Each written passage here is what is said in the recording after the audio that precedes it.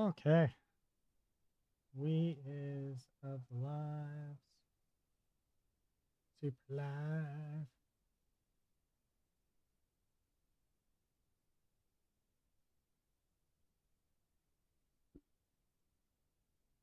Okay. So I made a bullet because I didn't really have one. Just yeah. I wanted a bullet mesh, so I made one.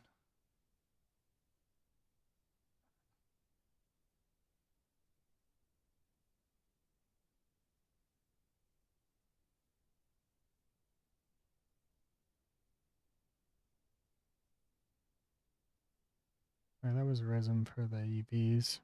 Oh shoot, forgot to do something.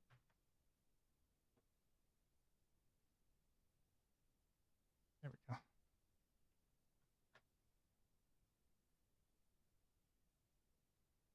Anyways, and then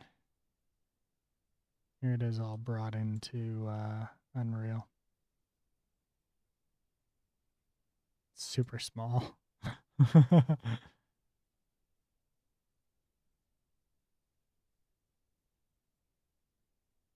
Hmm.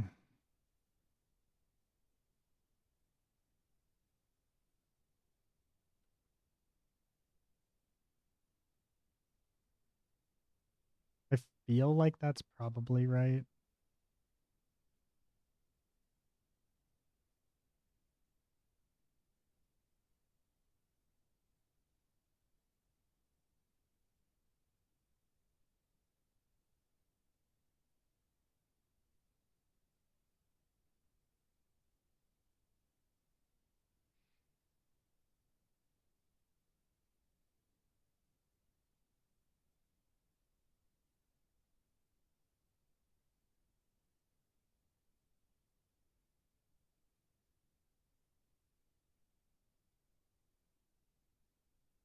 Now, we do want to make it bigger than the actual bullet.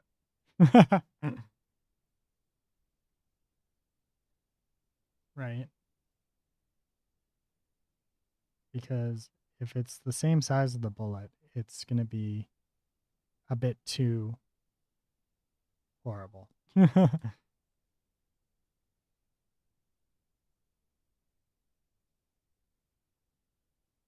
Okay.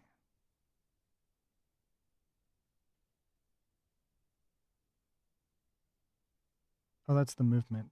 I want this one.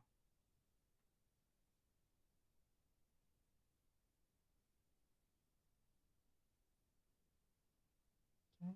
And then overlap all. Perfect. Okay. We don't need a begin play.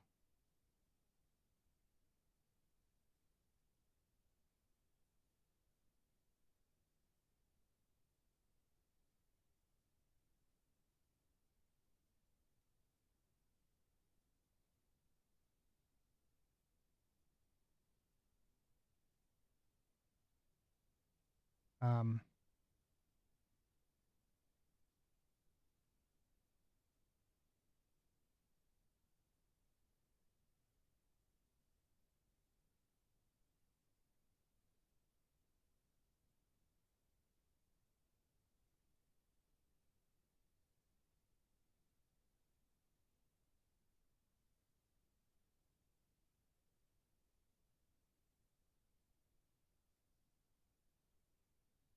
hmm. The direction the hit came from, the base damage. So we're going to do a variable. I feel like, yeah, no, this is not the right spot to do this.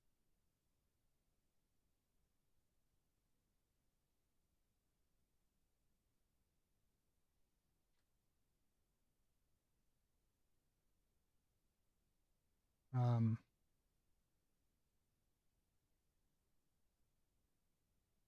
wait, would it be?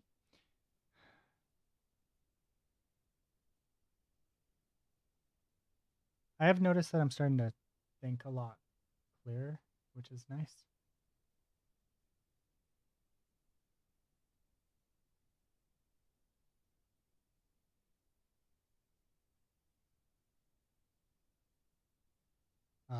Since I restarted the decks. Um,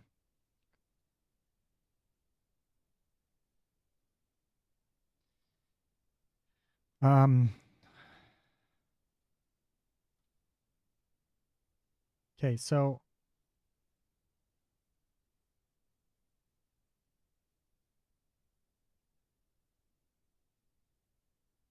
yeah, I have a bullet, and I would like to apply point damage to a character. Could you show me how that would work? Applying damage into just let's see if they actually show me the right information. Applying damage using the apply point damage node in blueprints or in C++ requires the actor, the base damage, hit information, the specific point and direction of the impact. Yeah, this is what I'm looking for. Could you show me how to build the hit information?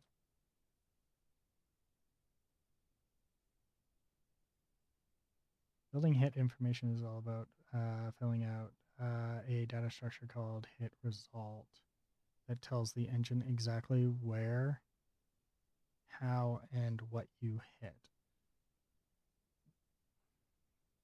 Now, I don't think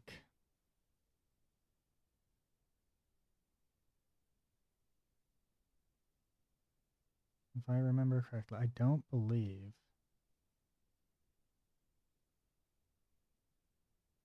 Where's the? Oh, right, I'm on collisions. All right, do this.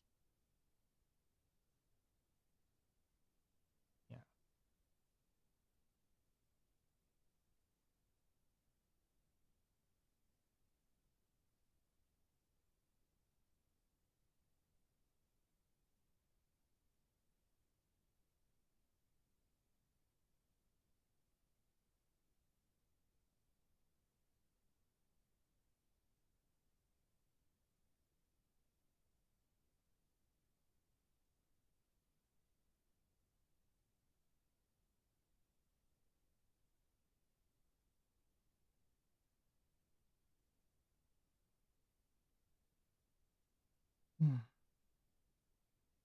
Right click and search for the make hit result node.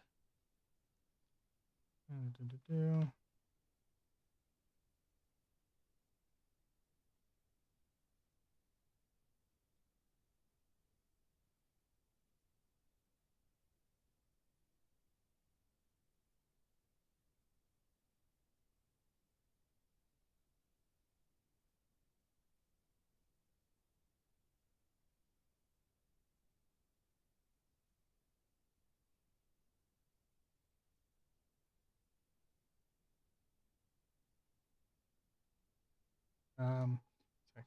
I'm using the overlap and would like to know the exact point, the point on the character that I hit.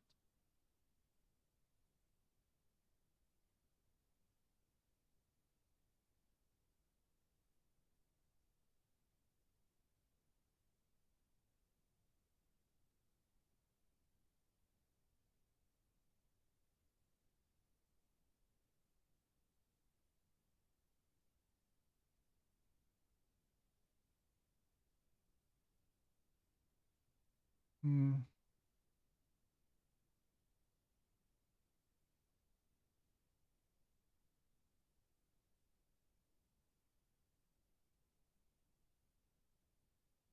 Start the trace at your bullet current location and end at the other actor's center, or continue the bullet forward. I think that's the play. We just do that. Okay. Enable sweep on movement. If you're moving your bullet using projectile movement or node like set actor location, ensure sweep is checked. When sweep is on movement, do the sweep result. Okay, so we don't want that either. Okay, so I'm going to take the current location.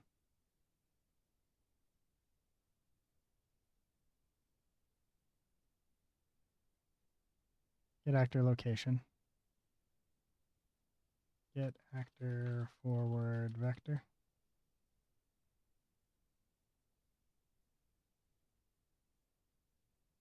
Then we're going to add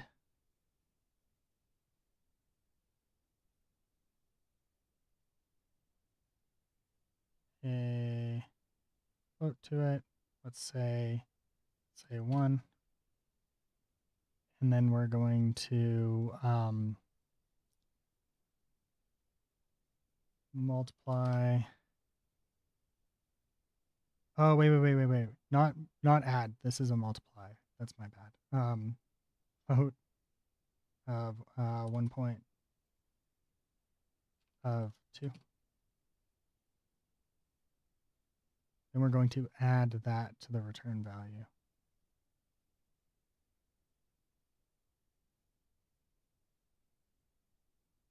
I think that's it. Fuck, I can't remember.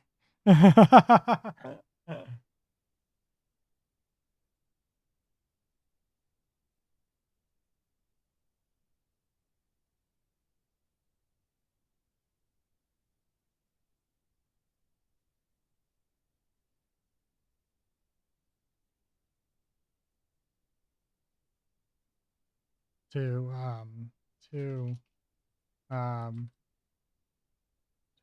figure out where the bullet is heading.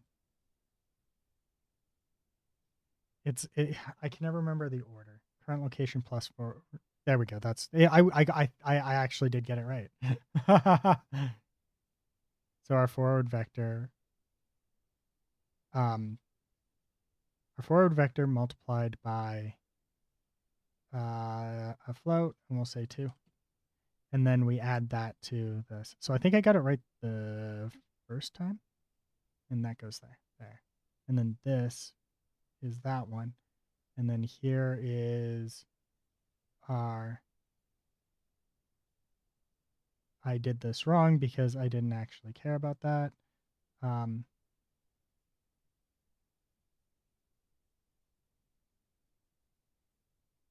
wait, no. I did get that right. Okay, world space. There. Because this returns the world space? Yeah.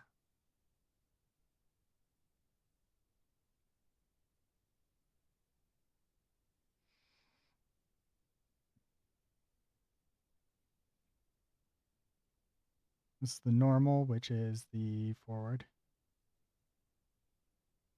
The impact normal would be the there.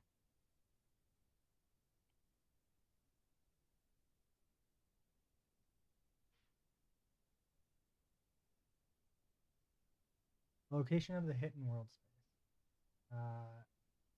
If this was a swept shape test, this is the location where we can place the shape in which.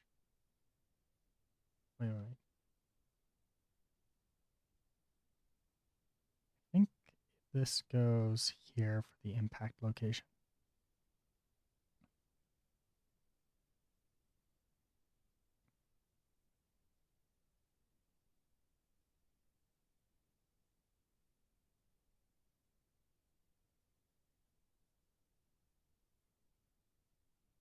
The other lapping, cast to pseudo character base.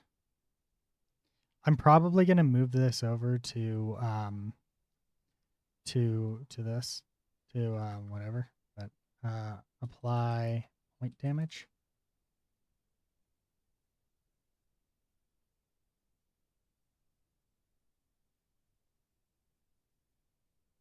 It from direction.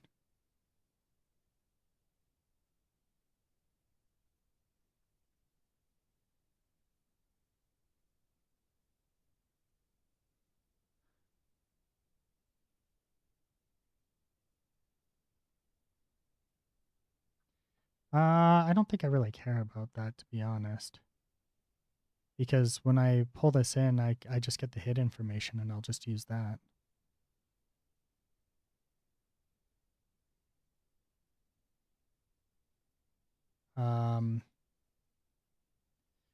But we could, actor location, we'll just do this. Might as well fill this in since it's sending all the stuff here. Damage causer.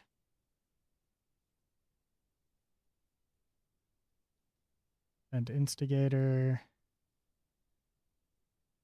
We'll come back to that because we've got to tie into this the owning actor. Get owner.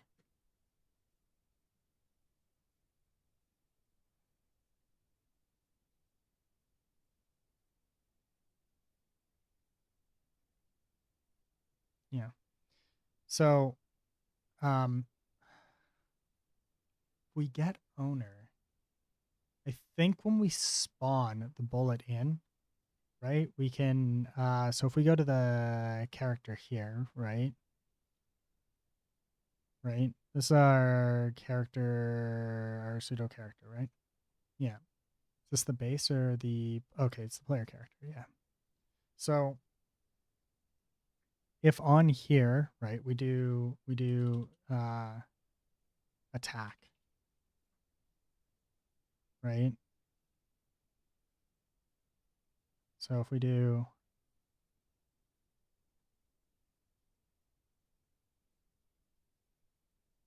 right, like if we do this and then we do spawn actor from class and we do this and we do bullet.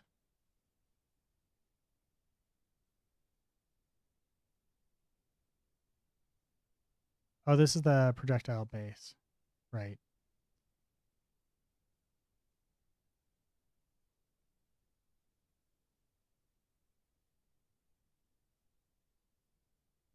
For now, I'm just going to actually use that.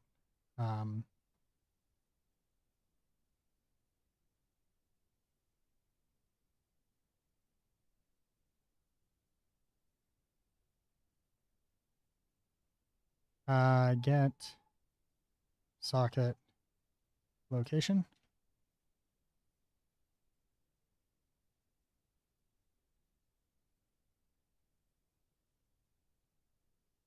That's not the right one. Oh, right, because the attack isn't from them. Right. This is wrong.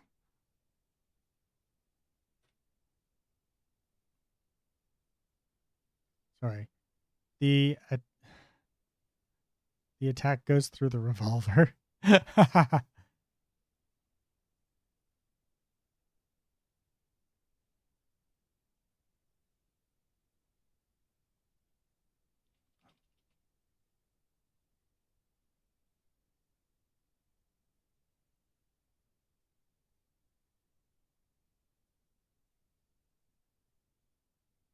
Did I give this a bullet or a projectile? I did. Okay, perfect. Oh, this is a mesh. That's not what I want. All right, time to close this down.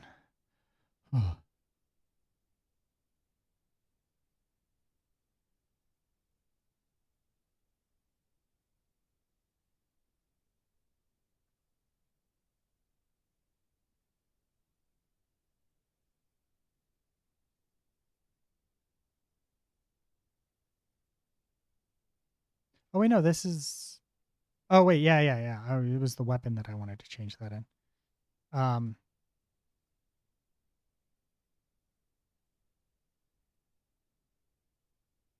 I didn't want to do that. Okay.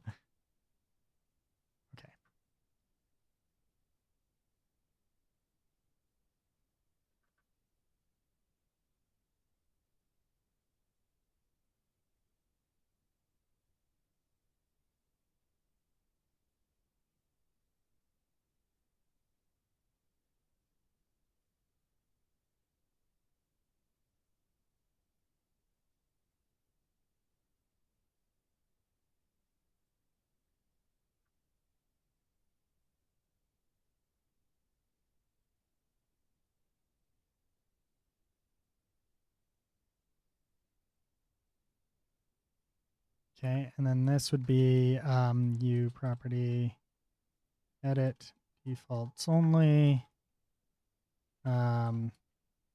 category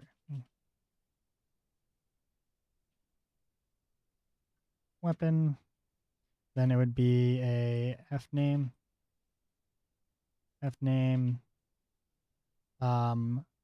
spawn socket.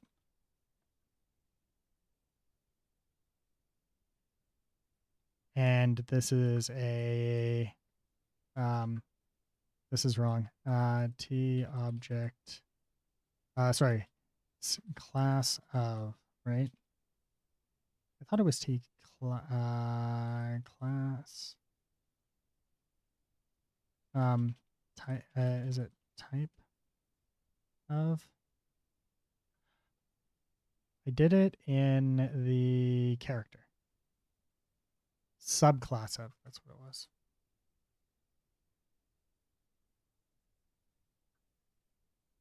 There. Bullet class.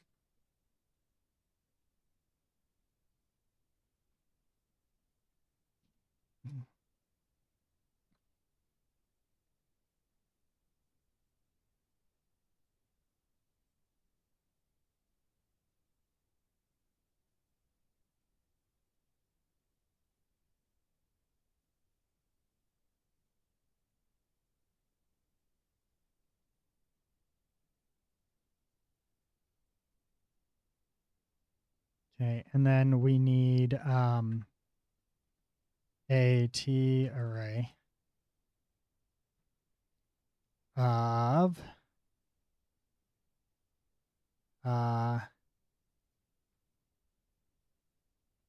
pseudo projectiles.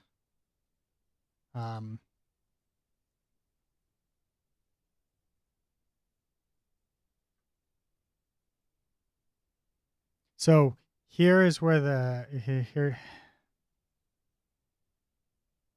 is where we decide how we want to manage bullets.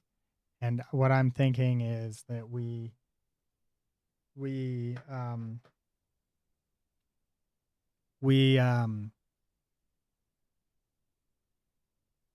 hey Chris,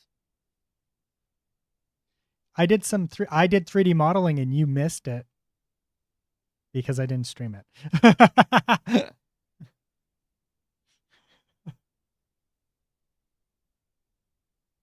But yes, first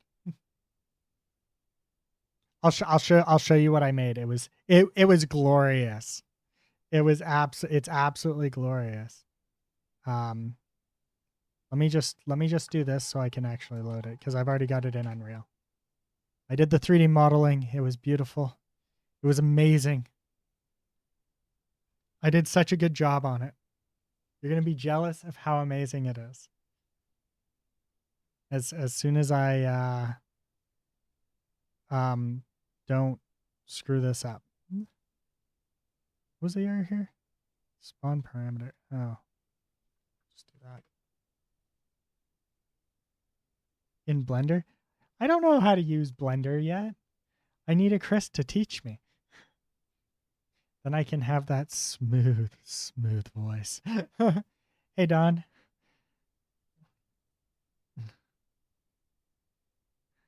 Tickles the ears just right. Don, Chris, Don. Chris, Don's a fellow software developer, as I'm sure that you can probably guess by his name. Um, uh, he teaches mostly, and he does well. I don't know what he's up to these days, but I know that he was doing a lot of teaching for software development and helping people get into the industry. And then Chris makes very nice 3D models.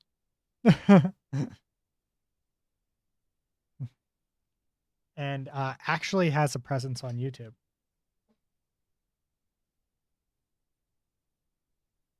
Yeah. So Chris actually does regular streams on YouTube, and is quite skilled. I'm not going to click through onto any of his stuff while I'm streaming. Oops. I'm not sure what I just did there, but yeah. Okay.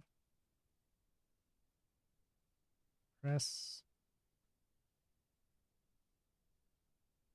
There's no underscore in on YouTube, right? What?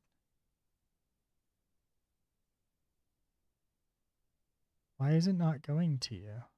Why are you not showing up? Oh, there's a dash. But yeah, he does 3D models. He's very skilled. Yeah, I know. That's why I'm not clicking on the videos.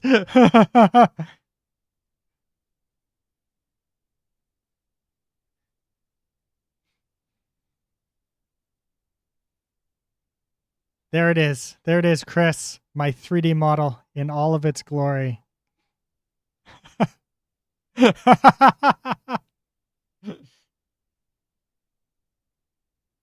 Yeah, no, it's been a hot minute since I've been on anything really, but I'm trying to get back to it.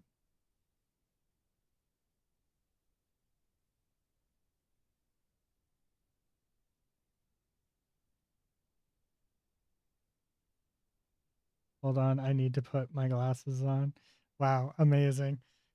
Hey, I can show you exactly how I made this. Like exactly how I made it, down to the last detail, pretty much. Well, glad you're back and hope you are and continue to do well. Well, tonight will be the third day of my second round of chemo. So, we're gonna hope that it stays it goes well. This one of chemo goes well. This is how I made it. My lovely bullet here. So it all started with a sphere.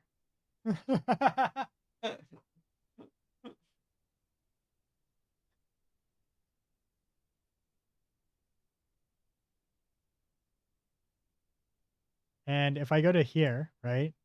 Watch this. We can this is all procedural, which is really cool because then we can change things, right? So like let's say that we want to ditch Cynthia and we want to go with something more high fidelity. We can say, "Oh, we want it to be 32 by 32." Look at that. I still have everything. It's all there. Right?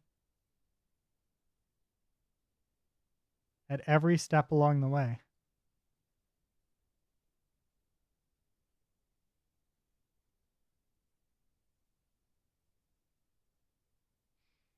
It's beautiful.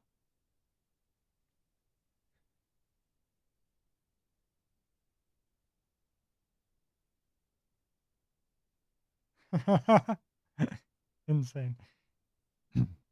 But I'm going to be honest, I really don't like UVing inside of Houdini.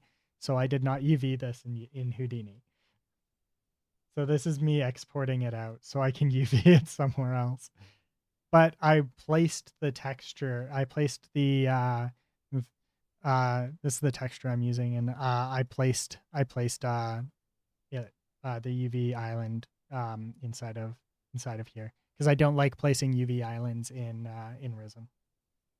And then this is me bringing it back in, and then this is me adjusting where it's located, and then resaving it. Hey, Nick. I'm doing okay. Just started my second day. Or no, tonight. I'll take my third day of my second round of Houdini. My third day of my second round of chemo. Yeah, because I've got. Oh wait, did I not put them back in? I did not. I got tricked by it last night. Yeah, so I've got these, which are my first two chemos from this round.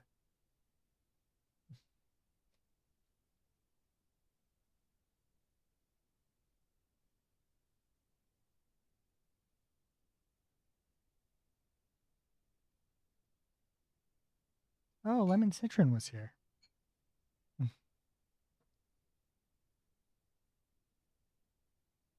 Oh yeah, I have stage 3 brain cancer.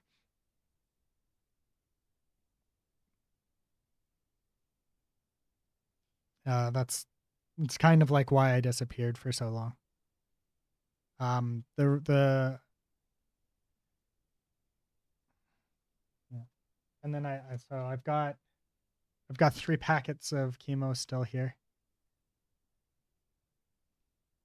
They removed most of the tumor, but the tumor spread throughout my brain. So I did it was 60 no, it was 30. It was 30 days of radiation. So it was Monday through Friday radiation. So I can't remember how much you know, Nick. I'll just go over it because I think there's a bunch of new people that are unaware as well. So it was 30 days of radiation, but it was work days. So it was Monday through Friday unless there was holidays.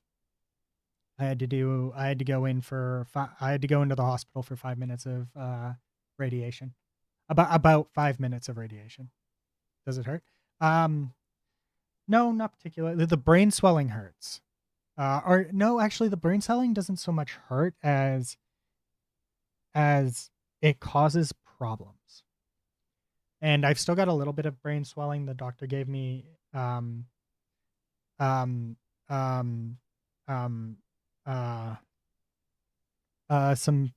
steroids to bring down the swelling, so I'm back on Dex. Which is a steroid that shrinks. For the most part, yeah. So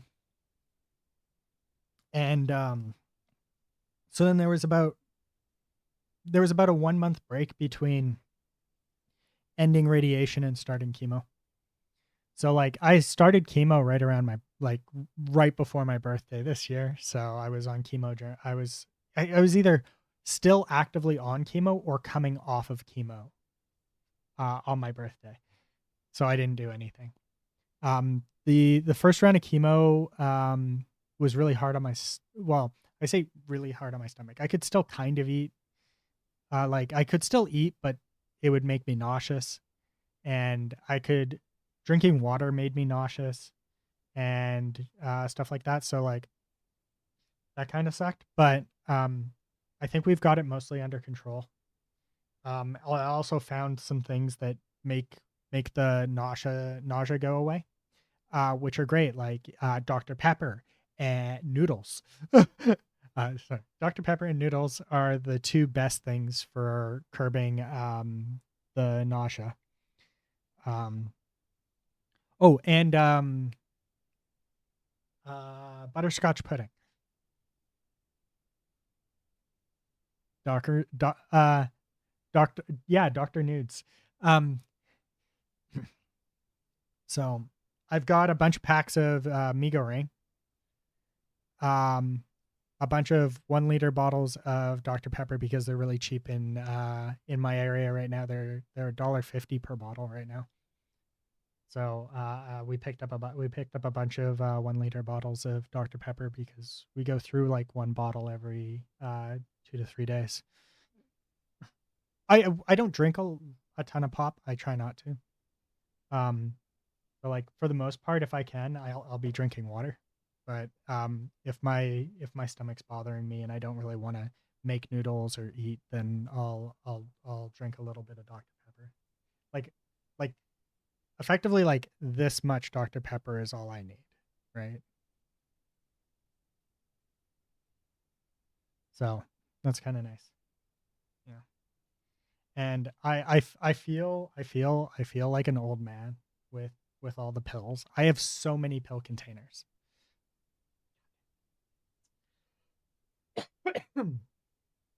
And there's also like all the rules around dealing with chemo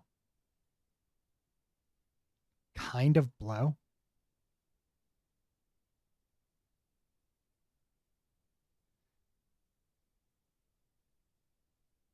Yeah. So chemo is kind of interesting in the way that like at least my chemo. I don't know about all chemo. So the pill chemo, the reason why they're in these like little baggies inside of the baggie. So the big baggie is just so they can give it up to me all at once.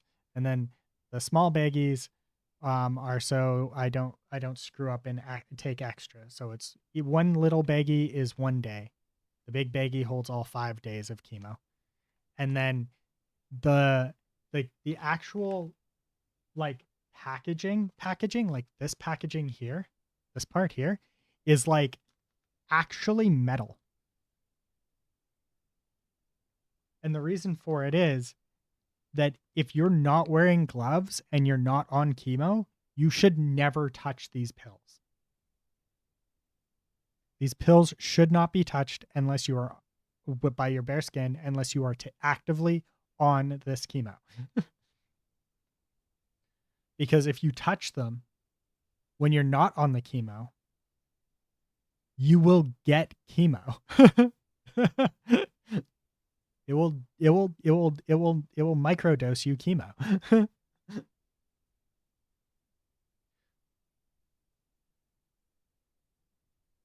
Yeah. And then like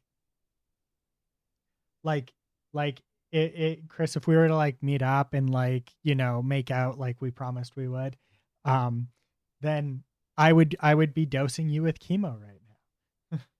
So no intimate moments for pseudos right now.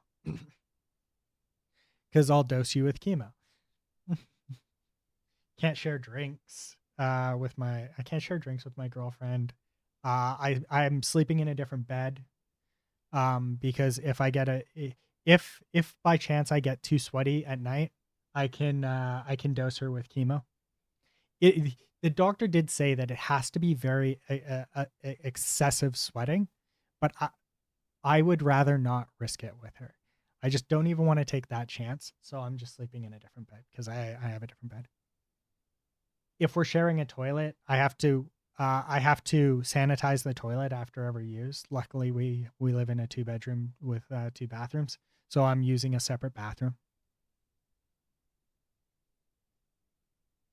Right. So all the like the precaution we're taking as many precautions as we can because I don't want to accidentally dose my girlfriend with chemo.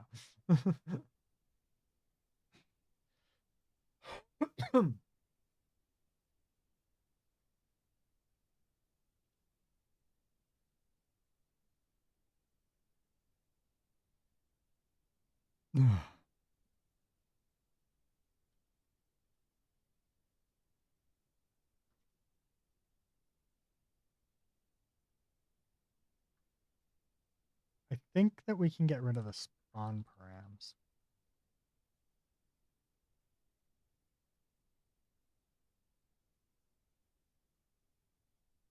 But also, if we go over to the player characters here, we have a spawn params here anyways. So we'll just bring that over here so we have it. And spawn params, oops.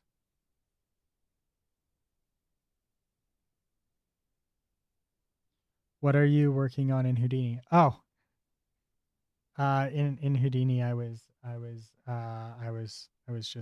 just making a bullet, and Houdini was the easiest application to make it in.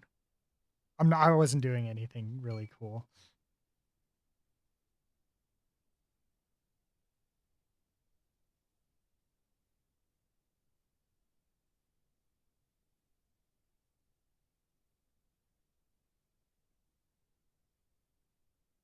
Yeah, so I was literally just doing a bullet.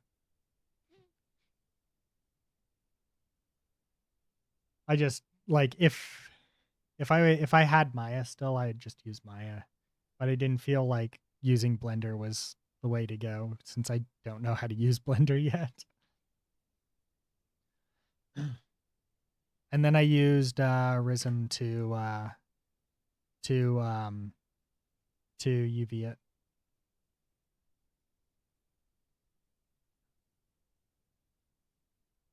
Because Rism is best app for this. Oh, I didn't do that right. Oh, yeah, I suppose that does make sense. Yeah, whatever, I don't care.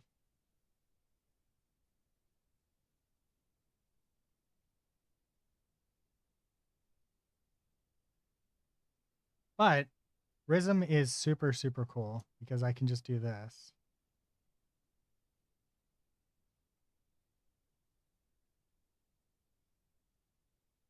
There. Right? And then, no. But it's perpetual. And I bought it when I was working.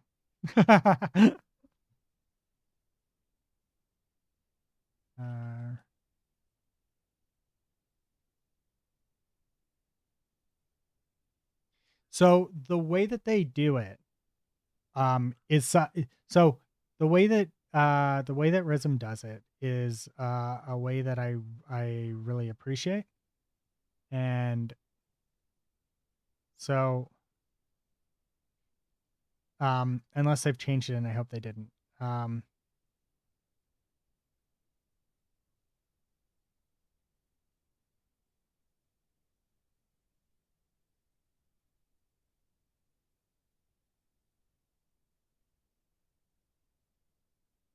Yeah, here we go.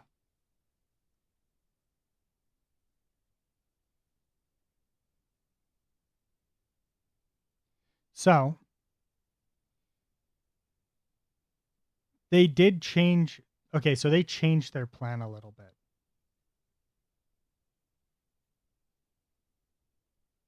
They changed their plan a little bit. But essentially this is I can get behind this, right? So you essentially you rent it by paying, you know, your whatever per month, and then at the end you get a perpetual license. Right?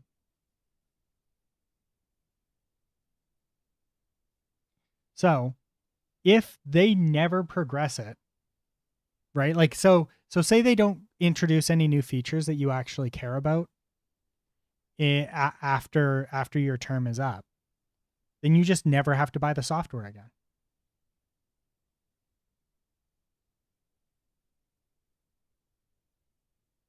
And Rism has a really really good packer, like for packing UVs. It's really quite good. It can pack it packs really good. And the tooling around actually UVing complex, obviously this is a terrible showcase of what Rism is good at, right? But because it's such a simple piece of geo, but complex geo is really nice inside to UV inside of Rism, because the tool is built for one thing and one thing only, and it is making UVs, right? So if you want the best UVing experience, RISM is the way to go. Also, RISM has bindings for Houdini.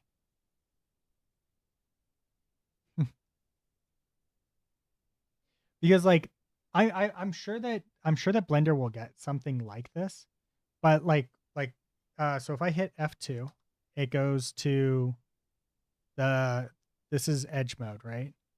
This is vertex mode, and these are all just F buttons. So F3 is polygon mode, and there's our island is F4, right? But if I'm on F2 and I want to select, right, which is Q, right? I can do that. And if I hold shift, you see the white line? The white line is my seam, the seam that I'd be cutting right now, right? So if I do that, there, and like I wasn't clicking anything, I'm just sliding my mouse, right? And it's going along the path to where I want it to. So instead of having to like double click something and then maybe I have to like control click the ones that I don't care about and stuff like that, I can just do that. And it makes it so fast.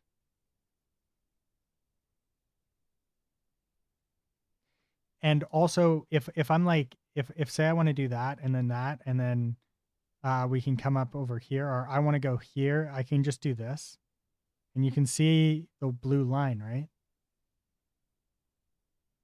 So you can adjust where you want it to continue forward from. It's super cool that way.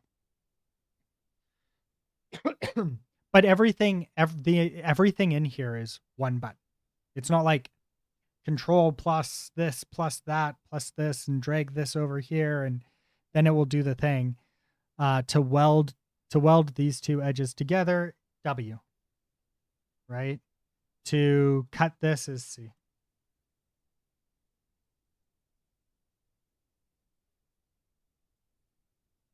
Well, technically this one. I use RISM for all of my UVing because it's just so much easier.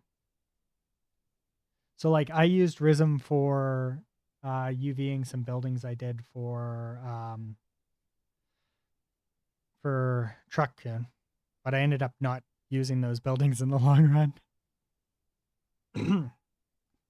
UV also has one RISM also has, if you're doing a lot of if you're doing really heavy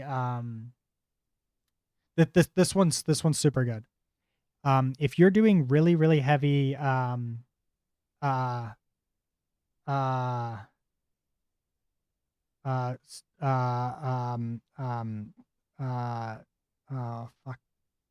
words are hard. Yeah. So if we're doing really heavy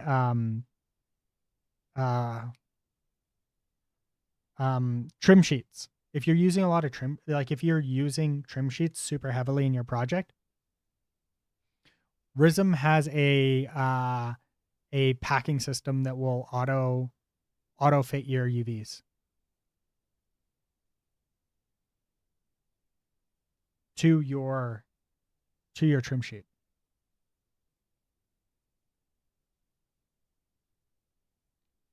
Right? Yeah. So like I have to the setup for it is not always super intuitive right off the rip, but like once you realize how it works, it actually works really well. So essentially what we do is we bring in the trim sheet, but specifically the trim sheet is not the trim sheet that you're using, right? The trim sheet is like if I was to go into Paint, right?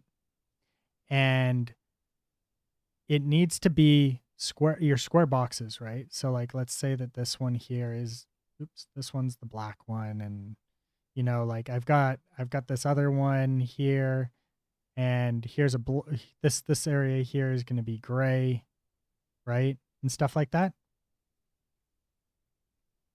What? Where's my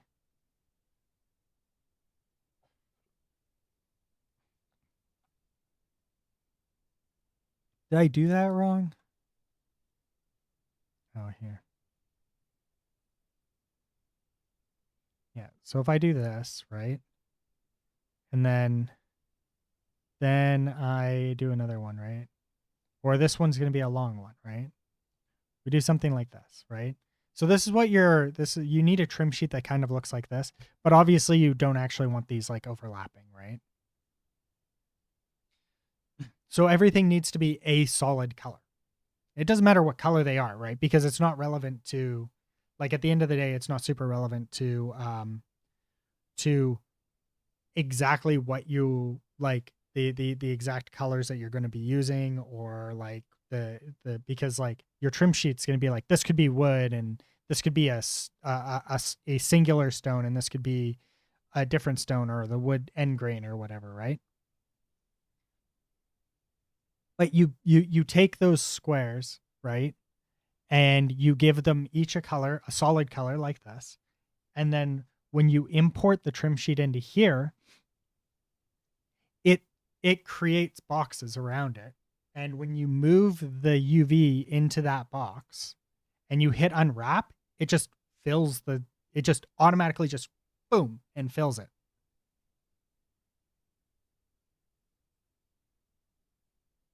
So it just takes up 100% of the space.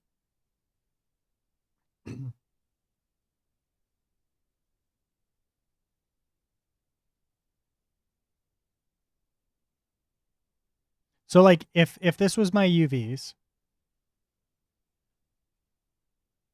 I don't have anything set up for it, and it would take me too long because I don't have a trim sheet that I'm using for something like this right now. But give me a second. Give me one more. Or give me 1 second here. We'll add one more here because this will make it square, right? Okay. So we have our lovely trim sheet here, right? So pretend this is wood. Wood.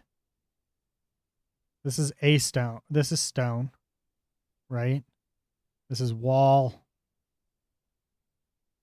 right? And this is, let's say, grass.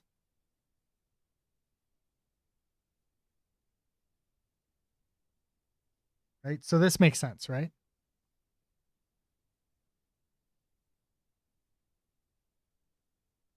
Um, so if I've got this UV, right? So we've got our random UV, right? So we've got our UV, right? And we've imported this trim sheet, and we've got our UV, right? Like we'll say our UV is right here. It looks like this, right? Oops. Okay, so we've got that. There's box one, right? There's our other box part, or there's more box part there. And then this one's an extra long one because it cuts there, right?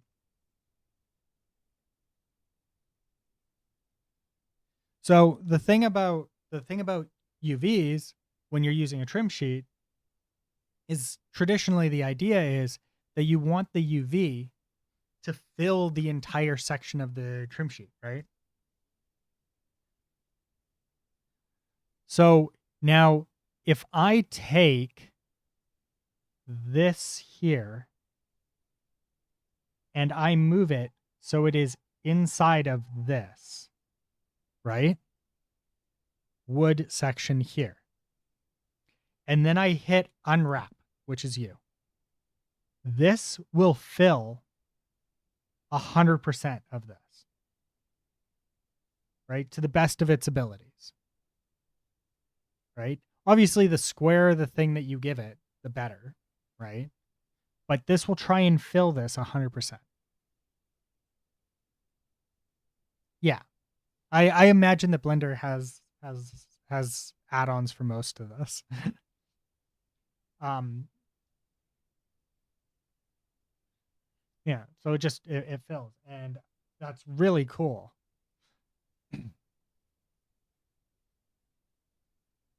So I was really impressed with that. But also if I come into here,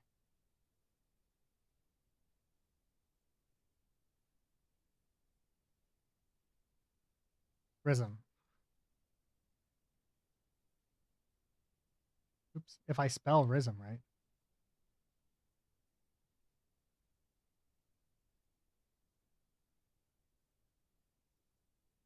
Yeah. It's really only useful if you're doing trim sheets, right? So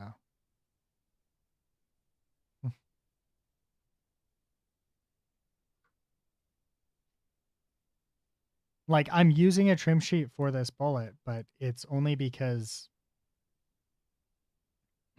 I don't see a point in making my own my own texture and material just for this one little item when I have a yellow that I want anyways. So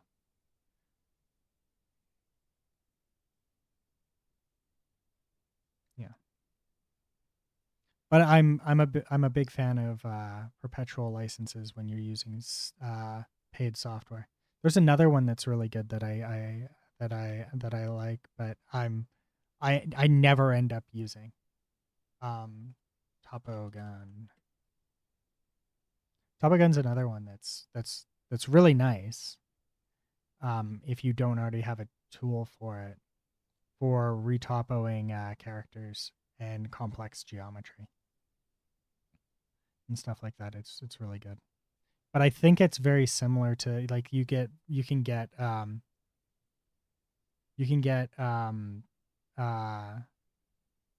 uh tooling like this inside of Blender.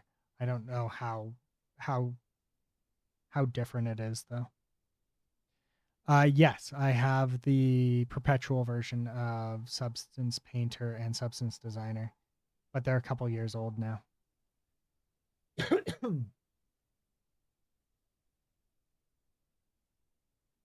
I can't remember how old they are.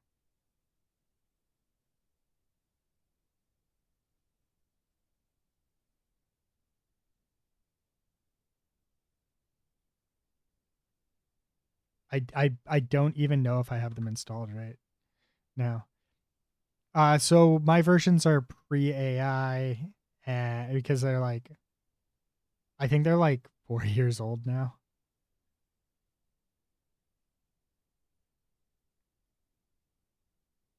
I would not buy them again.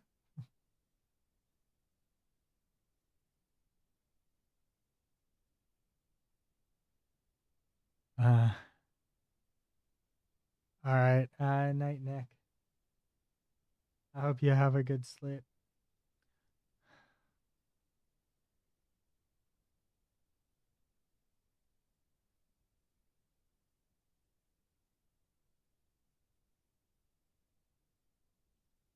Oh, you said right, not night. Wow, I misread that. I'm sorry.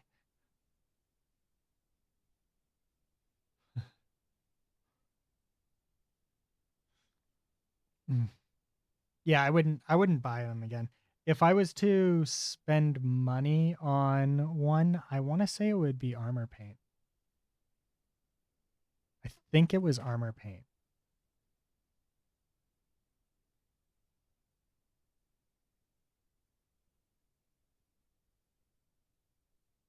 I think this is the direction I'd go now. I also believe that this is entirely free. Oh, it's buy if you don't want to compile it yourself, you buy it.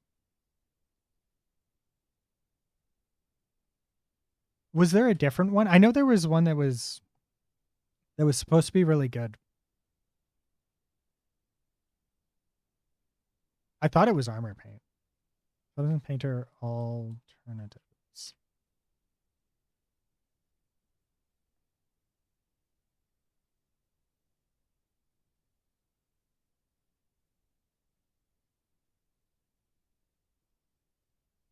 Oh, right. I forgot that somebody was doing it in. Does this have like all the actual toolings like Substance has, like where you can do the procedural stuff?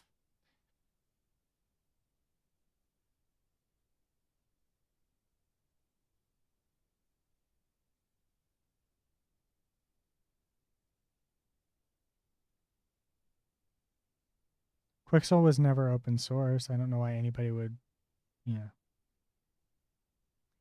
Was it Material Maker maybe that I was thinking?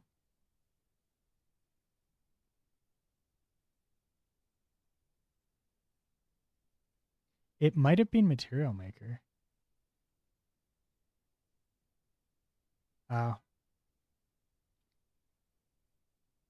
It's good to know.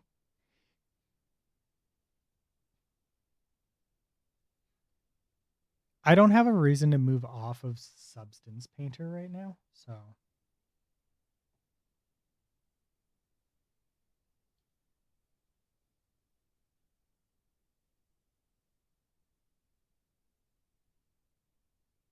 Because like using Substance Painter doesn't benefit Adobe in any way. I don't have to pay for it, so.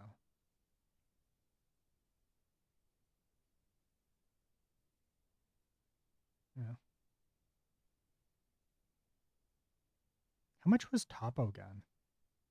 It wasn't too expensive either. Yeah. So they're just a flat one-time fee.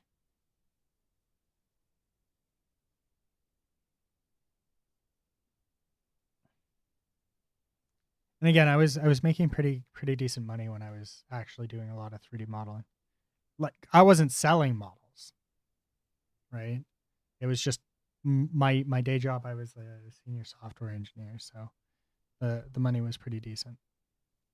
So I was just like, if this is gonna make my life easier while I'm making these models for school, I'm just gonna get it. But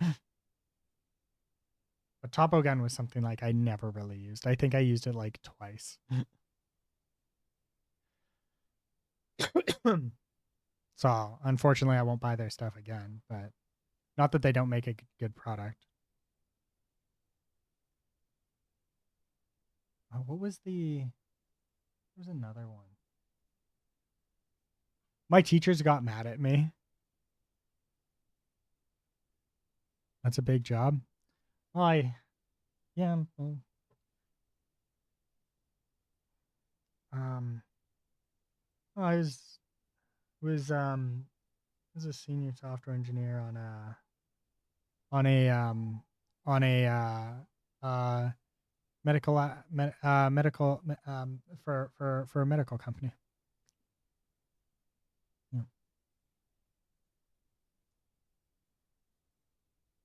We did medical communications and scheduling. Yeah.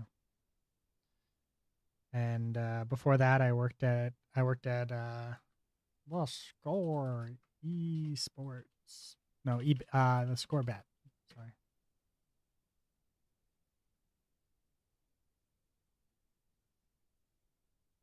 Legal gambling. Before that, I worked at this company, Hootsuite.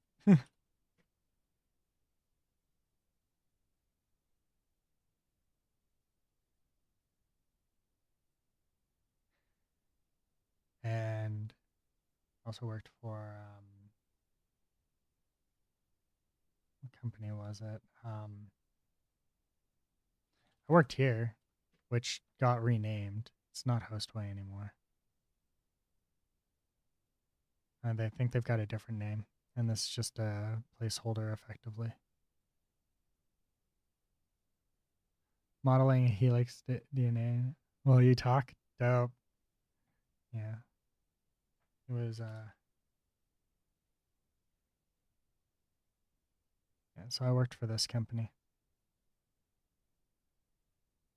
I worked on this application specifically.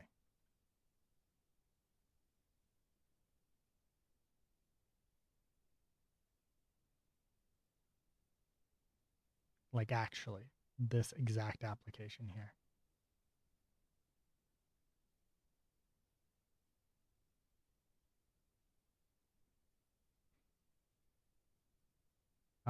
And I had to do a bunch of stuff with this part here specifically. And I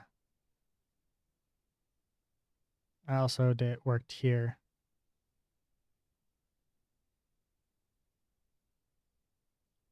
For this company, I actually got to do some really interesting work. but I was in an actual like R&D department that didn't really have the D. Right? Well, we did a little bit. So we would do the research and build a proof of concept, and then it would get handed off to another team to actually build the product. Right? So we were a hard research team, and the team that I was working on was focused explicitly on um, uh, uh, tracking, tracking and finding new and innovative ways to track and track malware. So like all the when I was working there, the crypto lockers were really big. So like we knew every single one of the active crypto big crypto big like nation states and stuff like that by heart. And we the team I was working on uh the wait, where did you send it? Oh, in Chris's server. I'm assuming, yes. Oh, nice.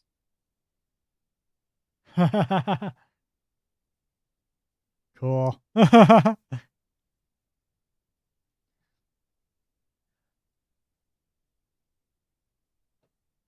That's a really cool looking Helix, by the way. Like, look at that. It's gonna look dope when you finish it. Looking forward to seeing it. Yeah. So yeah. So we were working on part of the team was working on seeing if we could utilize machine learning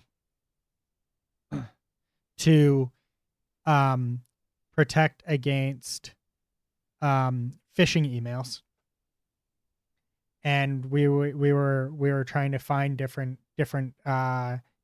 ways of detecting phishing using machine learning. And when I say machine learning, I don't mean an LLM. I mean like actual like older school machine learning, because this was a long time. This was quite a number of years ago. And so like we had a machine learning specialist in our team. And the last project that I was working on before I left to go to Hootsuite was I was modifying Chromium to output logs of literally everything that happened when you landed on a website, because JavaScript malware is so hard to reverse engineer, right? Without just looking at what it's trying to do, right? So if it was trying to do something fancy, it'd be a pain in the ass to reverse engineer it. If it was just trying to like do something silly and stupid where it's just like, oh, here's a phishing page, right? To try and get you to log in your bank details. Yeah, you just look at that and those don't do anything, right? They're just literally a page, and they don't actually try and they don't try and take over your computer by any way.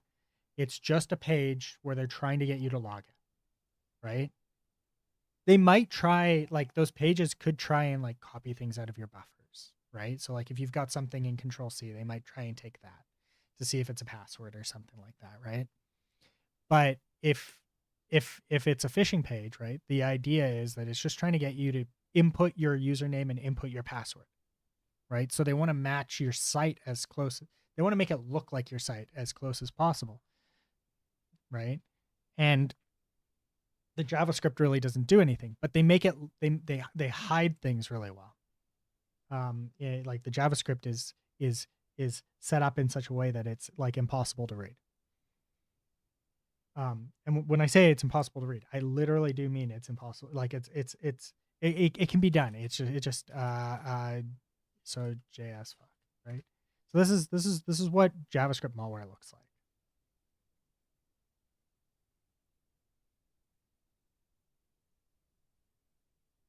This is actually what JavaScript malware looks like. effectively this is JavaScript malware, effectively, right? Like this here is not, right? This just gives you an alert one that you can like this is all this does, right? But this is effectively what it looks like. Now this, I can there's a service that I can take this to, and it will translate this to um to regular JavaScript, because this was meant to be an actual language that somebody could theoretically program in, but would be horrible to do so, right? So like it actually has a rules. It actually has rules. Now, what what JavaScript malware actually looks like in the wild is a custom hand-rolled version of this, where they've made a transpiler to take the JavaScript to do the thing that they want, and then they push it through that, and you get something that looks vaguely like this, but it is not this. So it won't work, and it's unique to them. So it can only you have to effectively write your own converter to get it back into human readable stuff, right? So that's a massive pain in the ass. So what I was doing was creating a browser that would just effectively like automate that for you, because we didn't care if there was a 0 day in the browser. I don't even care. I'm running it in a sandbox. It doesn't matter. It can't hurt me, right? So I send it. We run it in the sandbox. If it infects the system, it infects the system. Great. If it doesn't, then we just don't have to worry about it. But we want to log what it tried to do, right? In JavaScript. So we can fingerprint it, so we can better detect these things going forward, right? So that was kind of a fun project.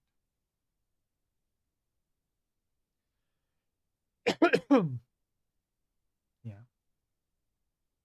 That was my first time using C++ in a real world setting. Mm.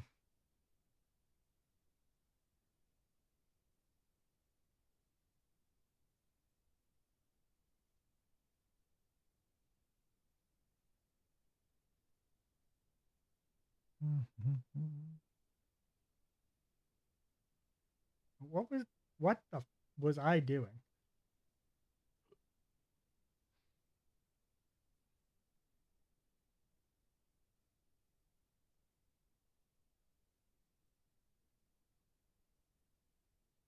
Could you fish me? Um,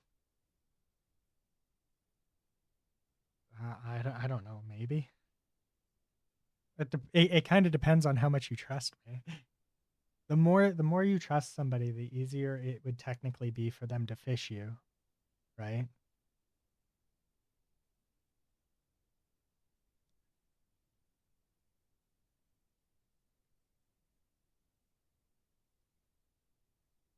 Like I wouldn't I wouldn't do it.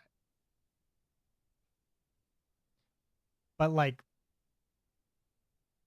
I suppose I could try and gain somebody's trust and abuse that trust, but I wouldn't want to. Well, it depends on how you want to fish them, right? So the type of fishing that I'm talking about is called spear fishing, right? You're hyper, where you've targeted the fish to a specific person. You've got your general fishing, which is just so say I want to attack people that are signing into, I want to steal Citibank usernames and passwords. Don't care who they are. I just want their credentials, right? Then I would set up something that looked like Citibank's login, and I would blast it. I'd get it on as many people's computer as possible and get them to log in. And those those URLs usually last like an hour or two, maybe. Like they don't last very long. They get taken down right away. Like Google detects them and then blocks them for all Chromium users. So Chrome, like every bunch of people pull from it. Like most browsers pull from it. I think like even yeah, like they just get blocked super fast and they get taken down and stuff like that. So those ones really aren't much to worry about. Well, they are still to worry about, but because people do still do get hit pretty hard from them. But like it's just like it is what it is. And then a spear phishing one is where you especially with AI, it's easy to create fake websites. You do not need AI to efficiently create fake websites. There's it's so easy. There's all the code that makes up this site.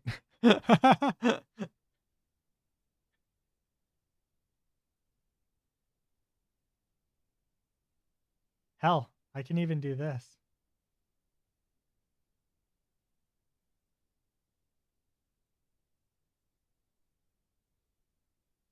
Yeah, no, it's scraping a site is really easy.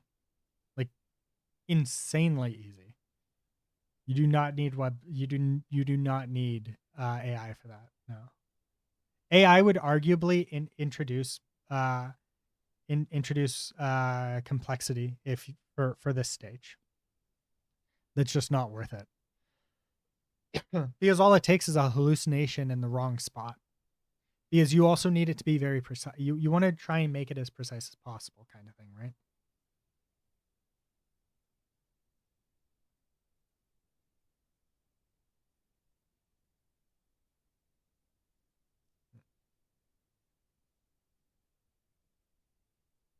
So yeah, setting up phishing sites is almost entirely automated, and it has been for like forever.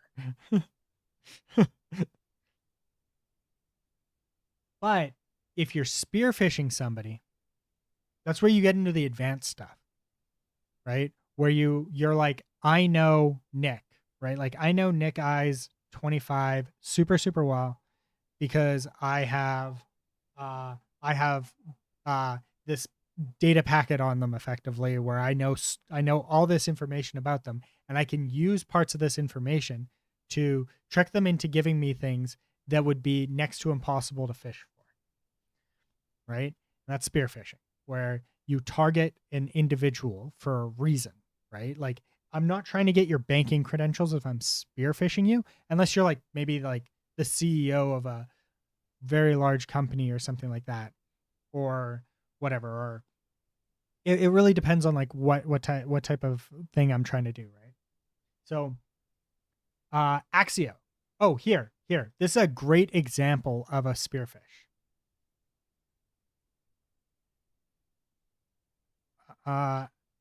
Here. This gentleman here was recently spearfished. And it sucks. The guy was it Axios? Axios NPM. Yeah.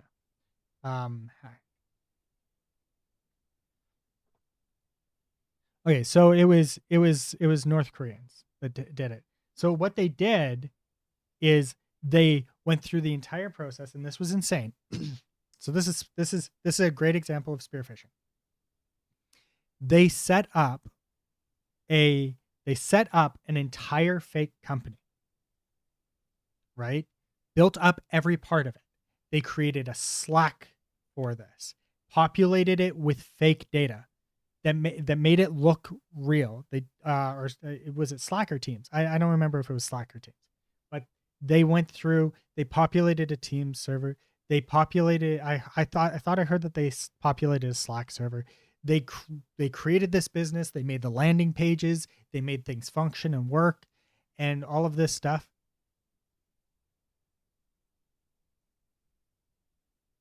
Made a super dollar. Interesting. But yeah, so this entire setup here was insanely well crafted, right? From my understanding. I haven't delved deep into it by any stretch, but it's just like they set up so much and they spent time and effort on this. And there was a reason for that. Because this guy's package, right? This package, if we go here, right? This is the Axios package. This is the weekly downloads.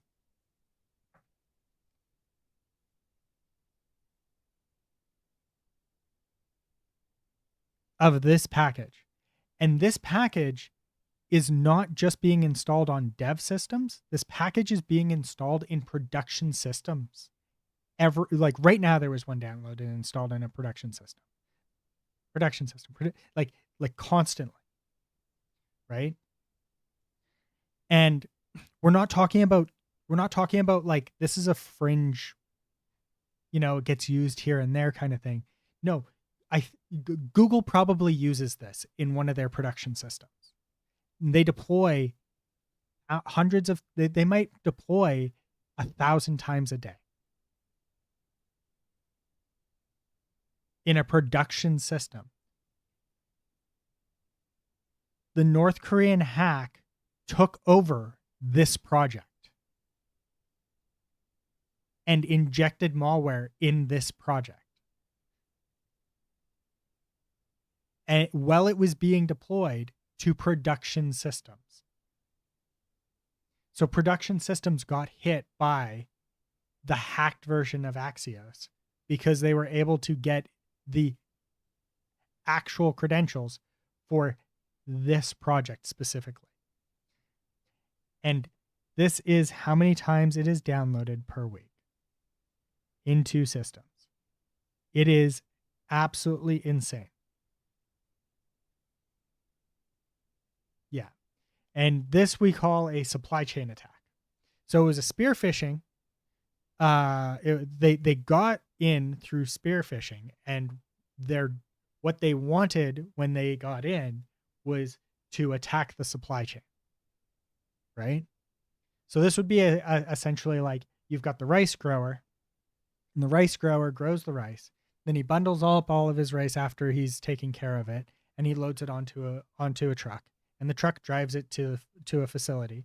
The facility drops it off. It gets processed, and maybe it gets packaged back up and sent to another facility. At one of those stations, right? Maybe in between, or one of the other stations, we're going to compromise that, and we're going to put rat poison in the rice, right?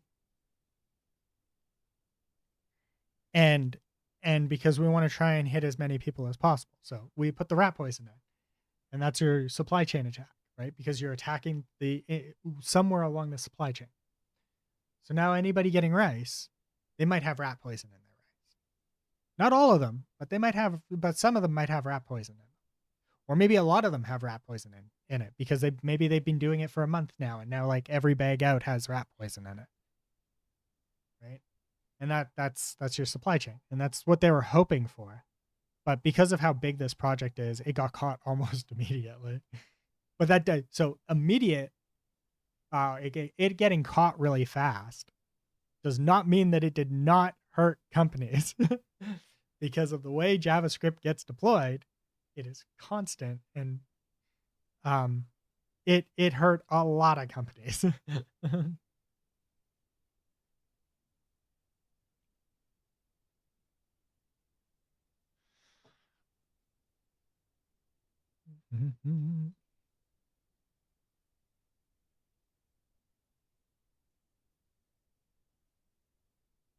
Anyways, I thought that was kind of interesting, but I haven't had a chance to like really look into it yet.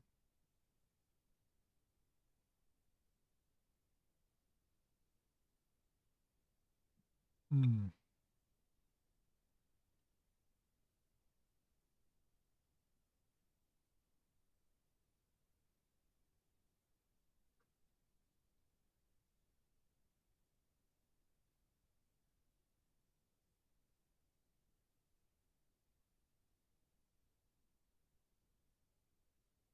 Wait, it's incomplete?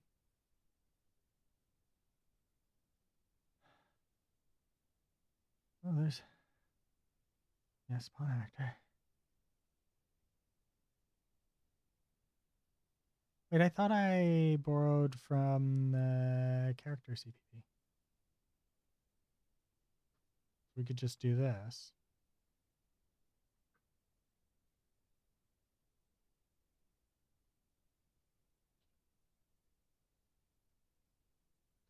Oh, this isn't bullet. This is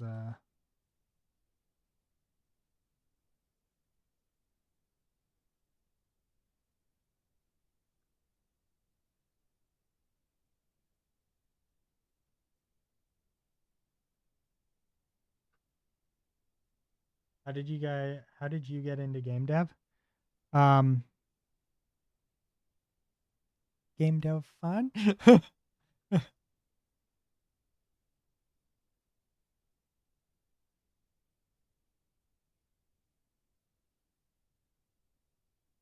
I just kind of started doing it in my free time.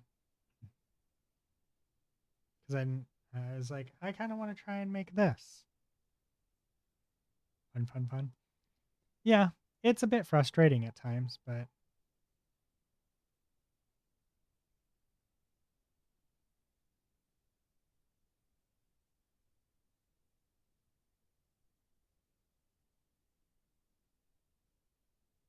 I kind of want to see what these look like.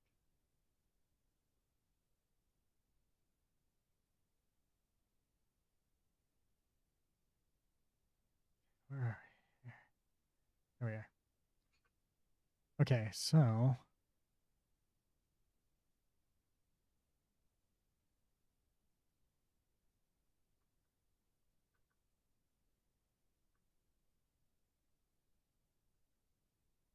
this is supposed to be.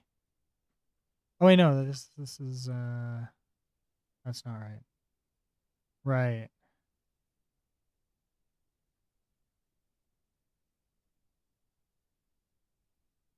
Mm. So new bullet. And then we want set parent.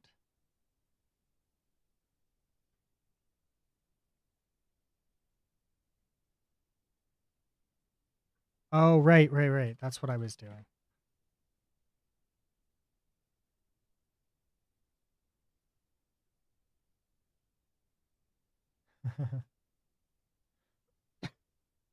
Oh, give me 1 sec. I need water. I'll be right back.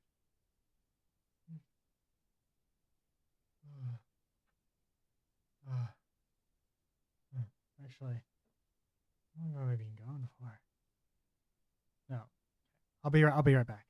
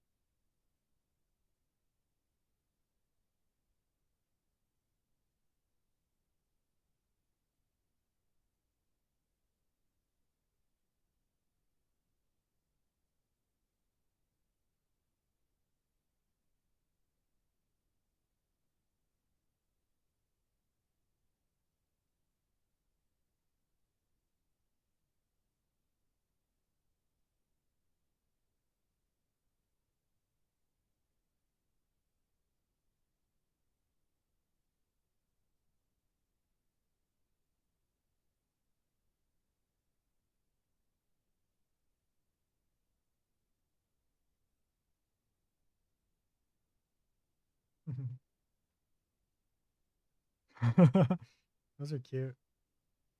Hey Nick, what do you think the chances are that Twitch and or um YouTube get mad at me for taking poison on stream?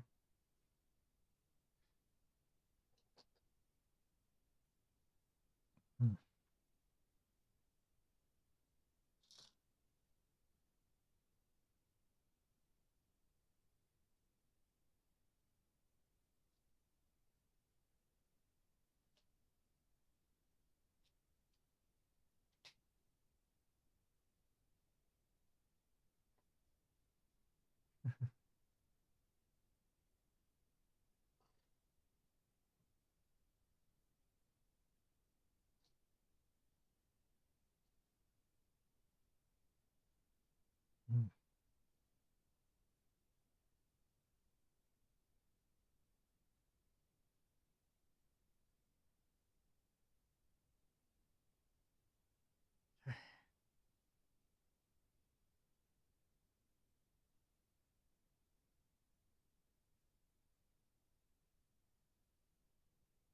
All right, I'm setting my timer.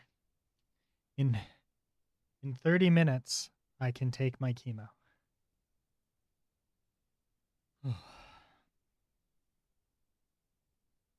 Know when we do this, we can set an owner, right?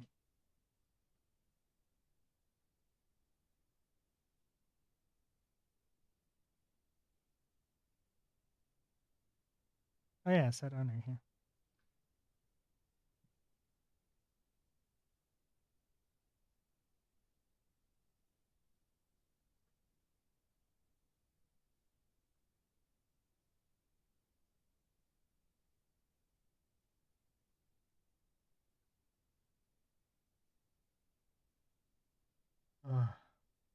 I think here, if I go to here, we go to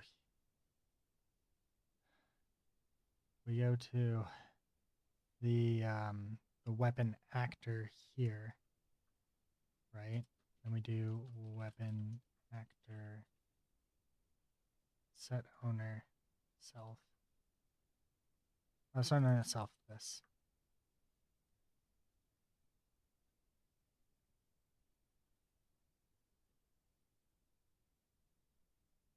Sugar is poison, so I think you're fine.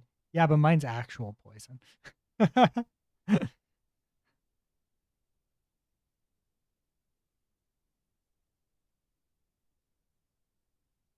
Like, you're not wrong.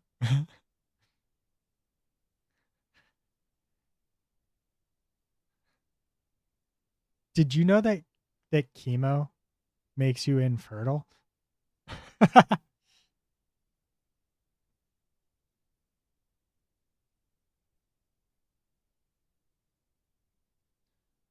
What is the likelihood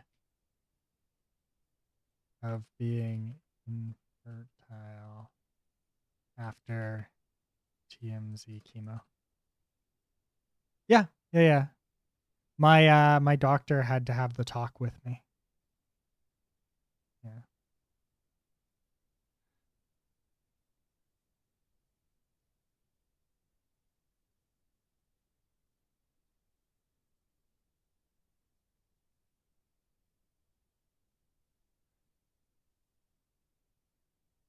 Yeah, here we go.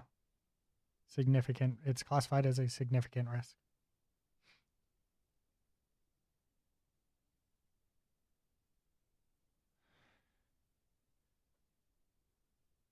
So my doctor was like asking me questions essentially about kids, and I was like, I don't want kids. And then he was like probably asking me about actually he was asking me specifically about my girlfriend and her desire for kids, and I was like, she doesn't want kids.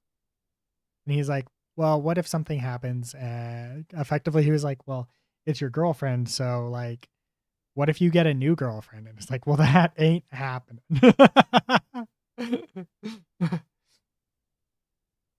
I was like, she is this old and she still does not want children. And what he heard was, he is this old and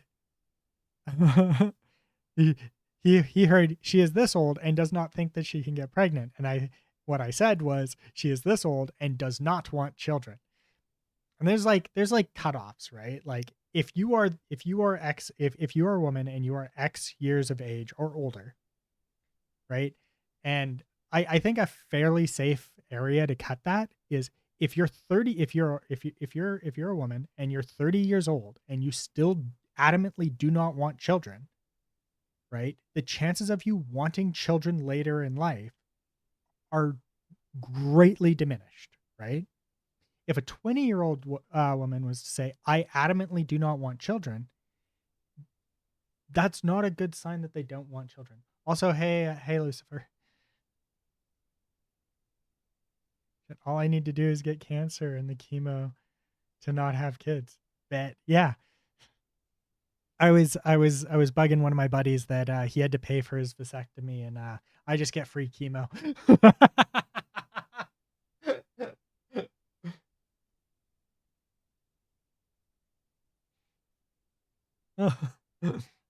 Yeah.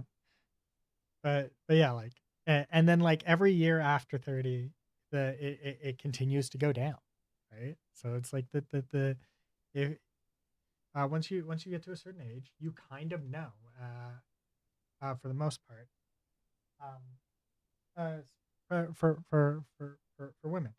I'll give you that men are going to be a bit different on that because um so, because men don't really have the biological clock the same way that women tend to, because women actually like they after certain ages they start struggling to have children. It becomes more difficult and stuff like that. You want 500 kids? Don't get cancer. Cancer will really get in the way of that one. You better get sperm donating. Donate the ever living shit out of that sperm.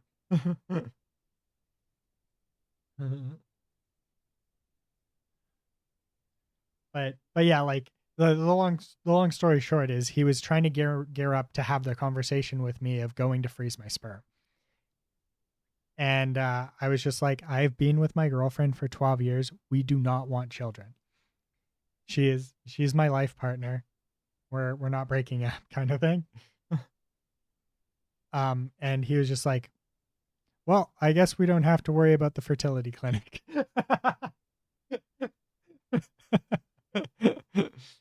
And now he makes jokes about it. Because I record our conversations because my girlfriend's working when I go to talk to my chemo oncologist. So I can send them to my girlfriend, so because she has she has a substantially better memory than I do, especially for this type of stuff. I'm gonna forget things and stuff like that. So as long as she's listened to it, she'll be able to correct me when I say something stupid, and then I won't have to explain everything and get it all wrong to her. So anyway, so I send them to her, and and and on the last one, he he like he like specifically said into the microphone, right, the one that it really she explicitly does not want children.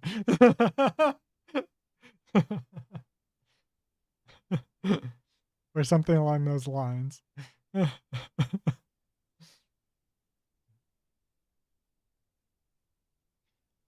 how it how how was the rest of your game night the other night, Lucy?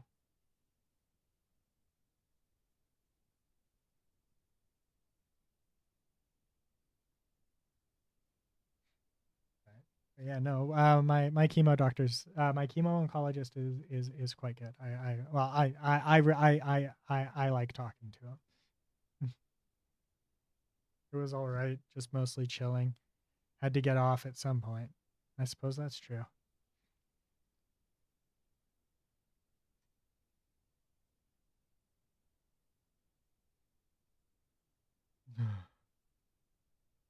What was I doing again?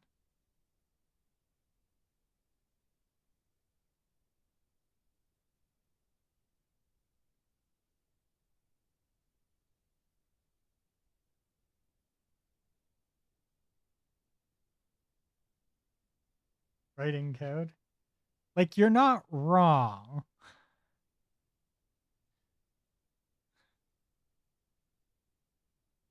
You're not wrong. I was writing code. To be fair, Unreal C++ is like the easiest C++ that you can write. It's like, what even is memory management?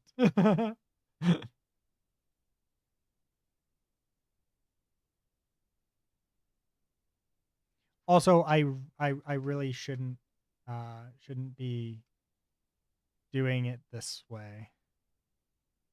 Like, this is arguably a bad way to do this system right now, but I don't want to build a pool manager at the moment, and I can always come back and do it later. Writing code. You were thinking about ducks. All the fucking ducks in the world.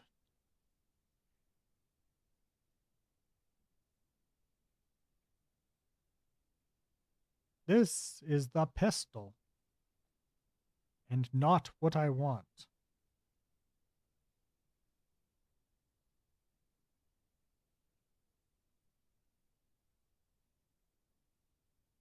Is this my pistol? Yeah, it is. I thought I put a bullet in there. What did I call it? Oh, it's under weapon.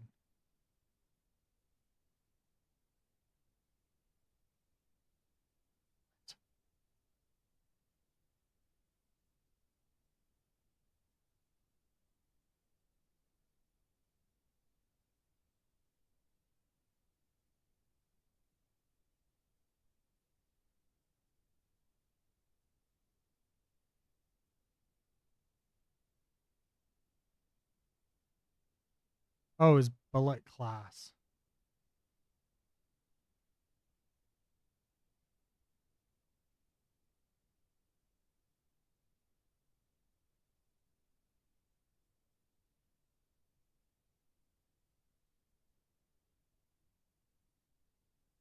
You know what? We're gonna change it, and then it will not be a problem. Have you watched Daredevil Born Again? I have not. I don't have the service.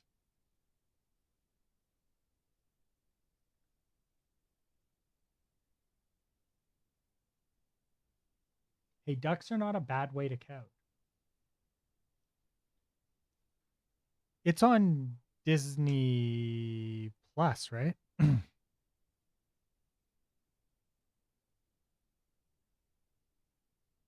Yeah. So I only I have technically at the moment I have 3 services right now, and I'm going to be I'm going to but because I always buy because I was always doing the 1 years, um uh I've got to wait for 2 of them to expire. I've got to wait till further in the year, and I'll cancel those. But I've got High Dive and Crunchyroll right now, and I'm going to be canceling both.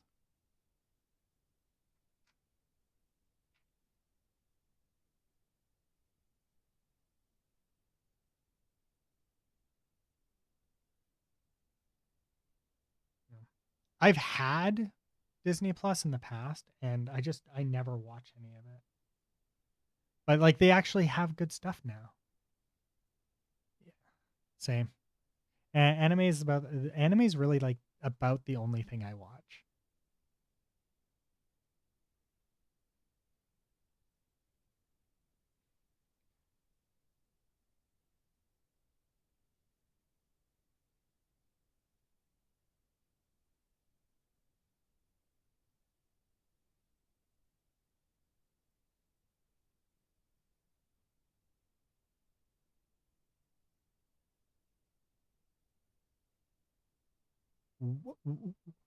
What the hell? I did put that like this is weapon, yeah. This is a pseudo weapon. Specifically a pseudo weapon. There's my bullet actor class. And this is what I want. Why are you not showing up?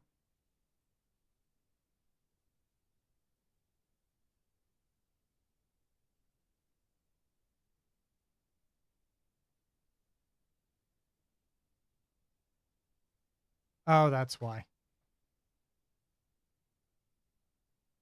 Wait, no, they're protected. They should still show up.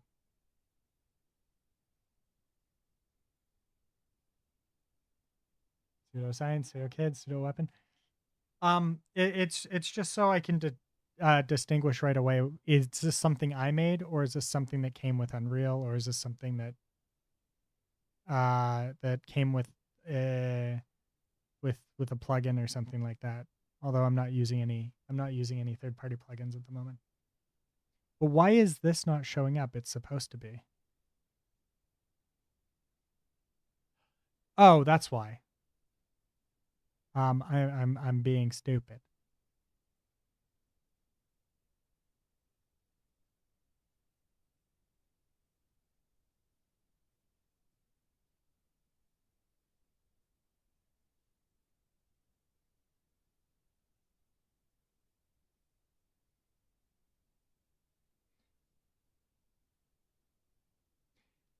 This is why it wasn't working.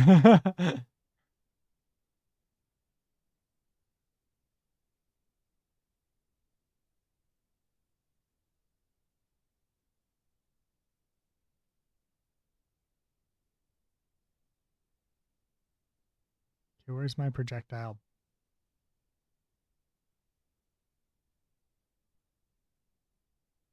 Here we go. Okay, here's my projectile, right? Comes along here. We do the overlap.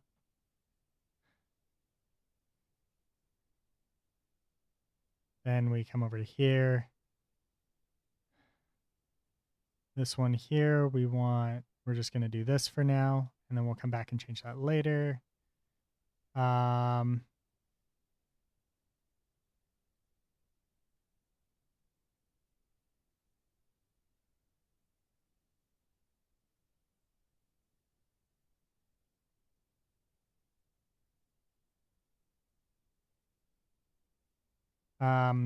That's not it.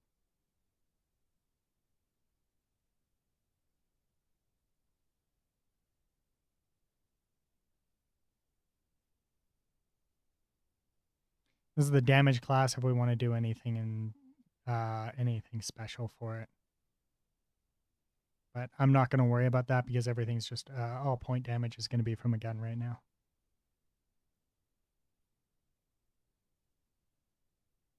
And then here's our base damage. So here we'll do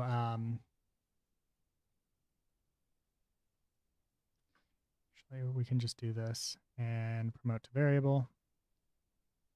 Save, compile, and then we can give this a default value of 10.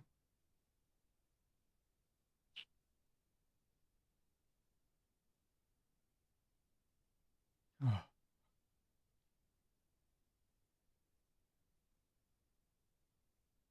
What was this? Oh, this is the actual weapon itself. Yeah, this is the actual weapon itself.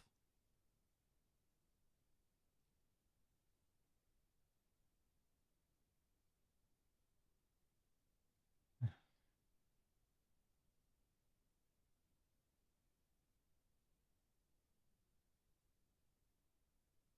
might need to take a Tylenol. Which is another fun thing about chemo, my current condition.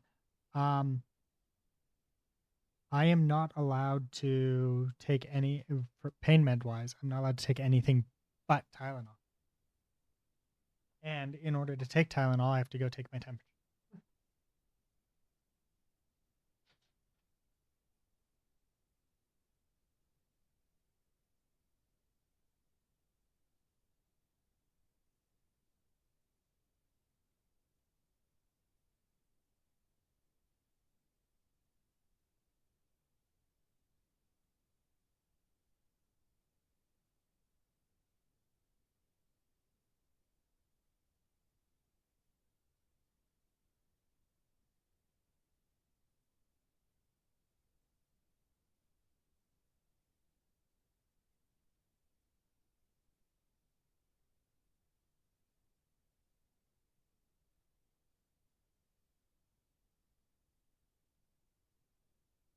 Okay, 36.5.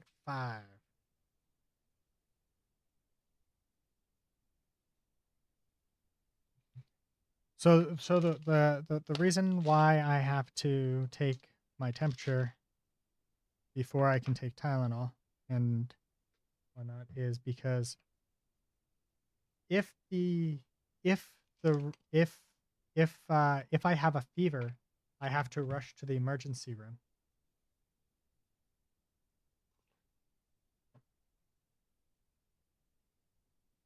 But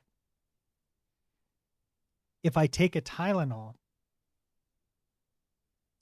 the Tylenol could reduce the fever and it could make it so when I get to the emergency room, they can't find the fever because my temperature will have come down and I won't be having a fever anymore. And they don't want that. If I'm having a fever, they want me in the emergency room and let the doctors take care of whether or not I need to bring down my whether I need a Tylenol or if they want me on something else that won't bring down my temperature to remove the pain or whatever. But like I'm not allowed aspirin or Advil or anything like that because it can increase bleeding. So super strict. Super strict rules. Like no supplements and stuff like that as well. Like vitamin C tablets mess with chemo and stuff like that. What about weed? I keep not asking my doctor about that, but I keep meaning to ask him about it. But to be fair, I'm also not going to go buy weed and smoke a joint because I don't actually like being high. Being high frustrates me, which makes me angry. Not like I'm going to punch a screen or I'm going to beat up somebody. Not like that kind of angry, but like it frustrates me and it just makes me angry and moody. Um, so I don't like weed.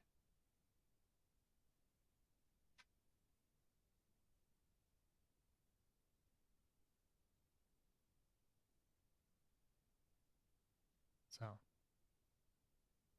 but I do keep meaning to ask about it because I hear it is great for the nausea. The nausea.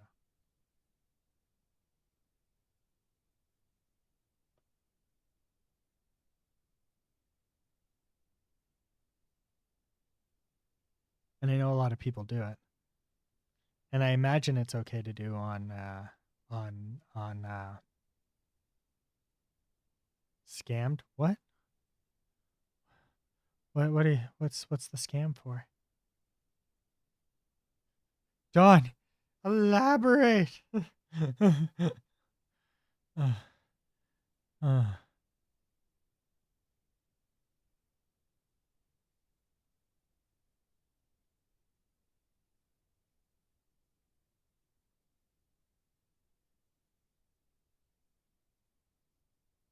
Oh, did you? Damn it.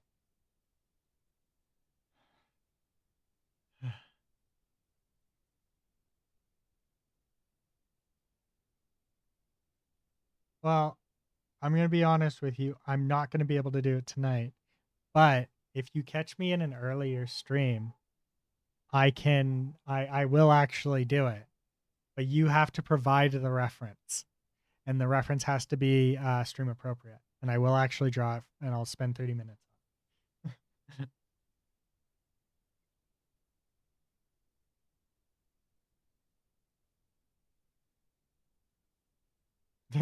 That's fair. It's a lot of points. Oh, Dried Leaf is here. Thank you for the 3 stream streak and sorry I missed it. I'm sorry.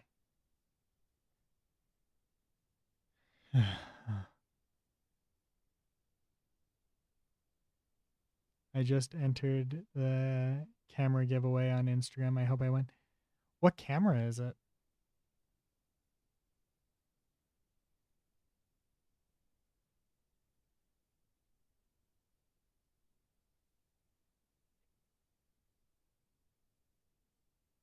Is this the camera?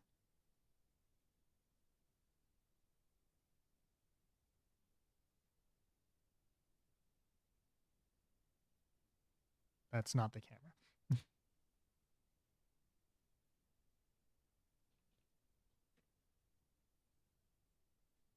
Probably helps if I do this. That's a nice camera. Wow.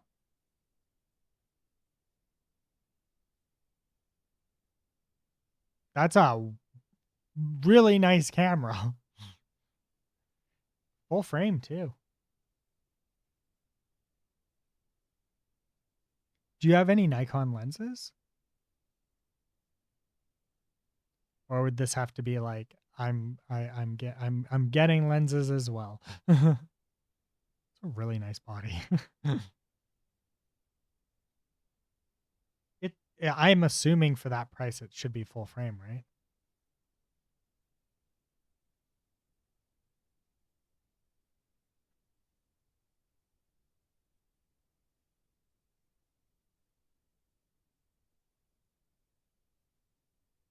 Nice.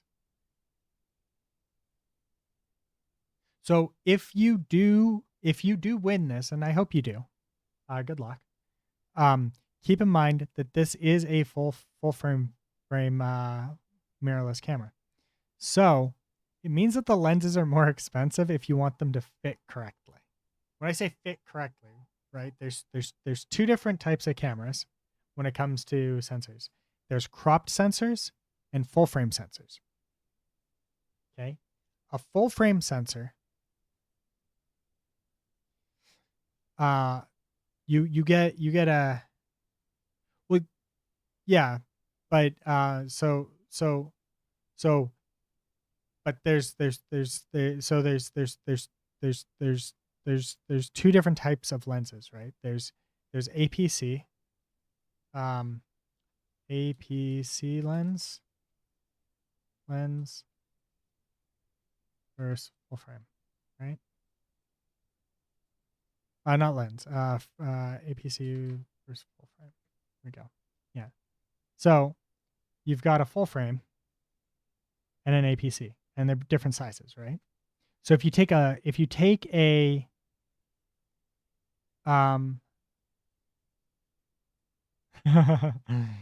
this is those are really expensive, but if we take an APC, an APS-C, which is a crop sensor lens, and put it on a full frame camera, which you can do, right? I'm fairly certain that so like Sony, Sony, Canon, all of the big manufacturers that I can think of off the top, like I know that Sony and Canon and most of them will allow you to do this. Is you can use a crop sensor lens on a full frame camera, but you get black bars, right? But there's a setting where it zooms in effectively. But it also means that like if I've got a say an 85 lens, right? So or it depending on your camera, right? Because I've got some full frame lenses for my Canon camera. And like my 85 millimeter is like a really nice high end 85 millimeter, but it's full frame. So when I use it on my cropped sensor, I don't get an 85. There's math that changes the millimeter of the lens, right? And that can be a bit of a pain in the ass. But full frame lenses are like double to triple the price of cropped lenses.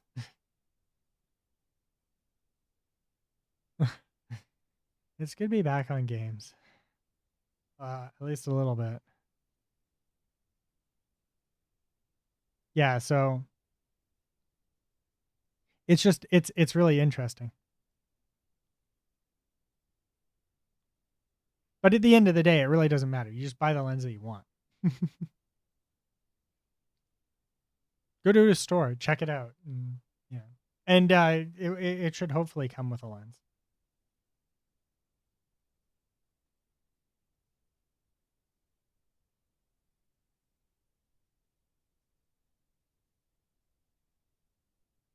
Mm-hmm.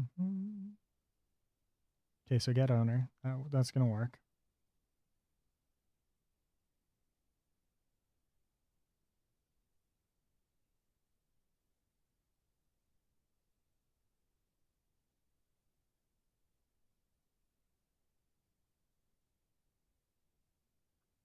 I don't think we care about the controller.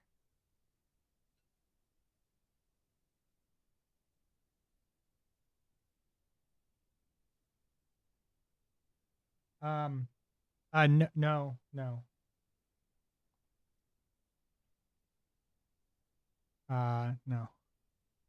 But so this is my webcam.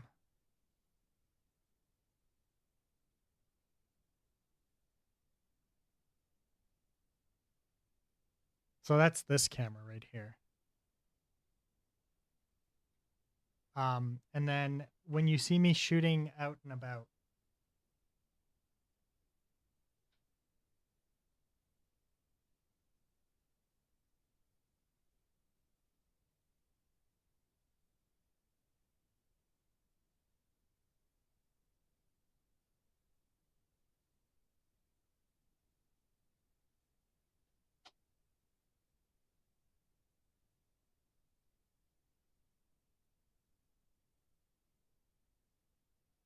this is the camera that I shoot with when I'm outside the house.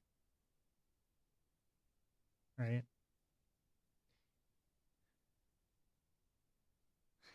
6700.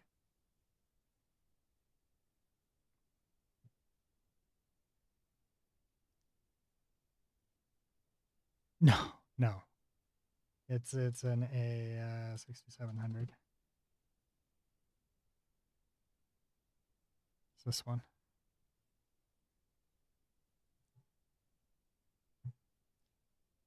Then the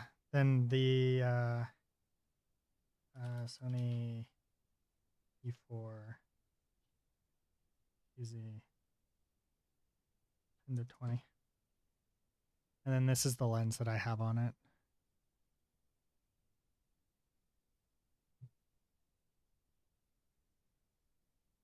I got it. I got it when I got back from Japan. And I'm really happy with it.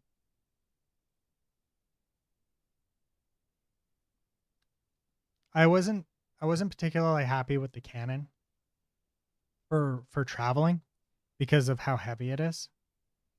It made me not want the Canon. I believe so. Because it's not I think the Canon's not as good. Well, one, the Canon's older, right? Because the 90D's kind of getting old, right? It's a nice camera. Don't get me wrong, very nice camera. But when did it come out?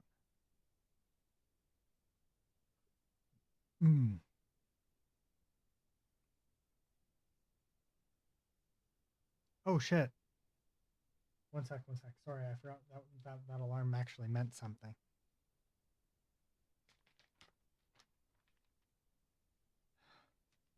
Ooh.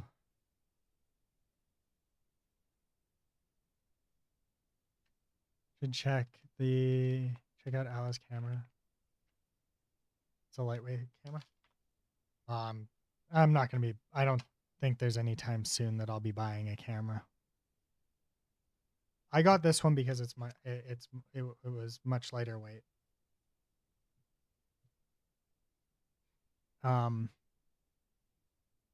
Where is the year?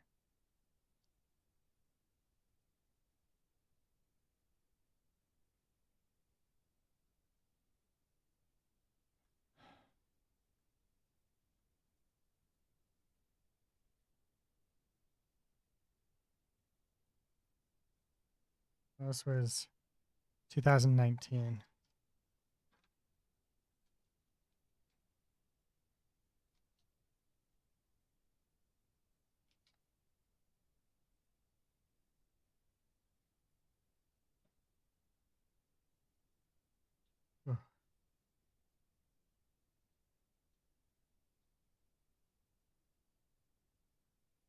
And then I'm probably just gonna stick with Sony at this point.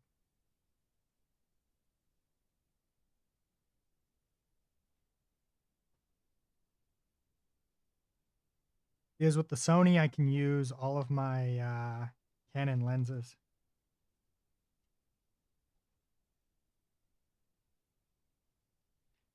They do use different connections. Look how big that is.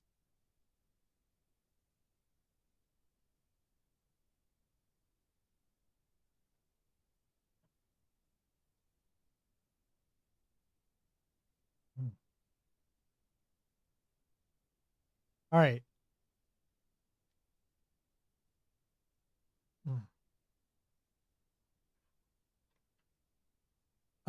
Yeah, I've got two converters for it. One that does crop sensors and one that does full frame. I think the one that does crop sensors actually just does both, though. So all my lenses work with that one. But the one that does full frame, if I put a full frame one on it, I think it does better stabilize. It interacts with it better. So I can't remember. But yeah. But I couldn't. I wanted to see if I could get a connector to go from the Sony E to the EF, and that does not exist.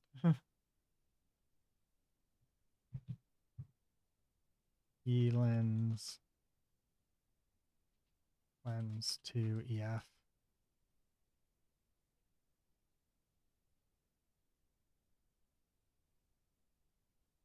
You know, like they don't make it for. I think they make it for the new Canon mirrorless, the camera mirrorless ones. I think camera mirrorless has an adapter for Sony, so you can do that, right? So I could do an adapter on top of an adapter on top of an adapter.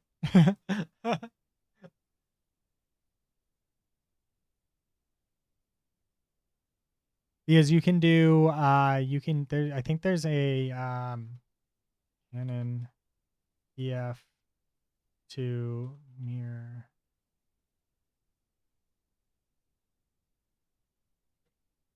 Yeah, like you can get this adapter to go from the EF to the R mount. And then if you've got the R mount, I think that you can do Sony E to Canon RF adapter. There we go. This one exists.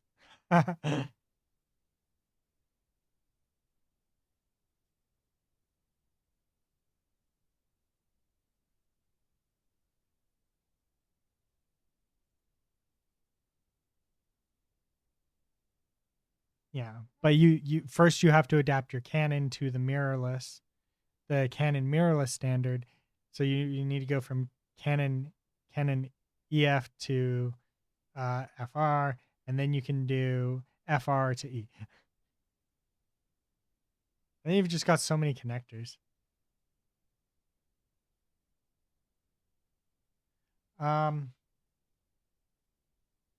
Directly for the Sony, I do not actually have a whole lot of lenses.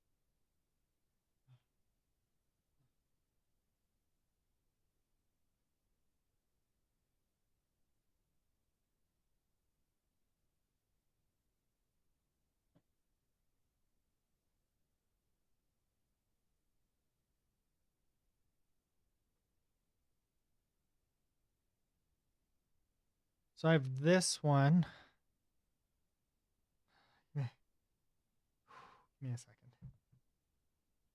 Where did I put my remote?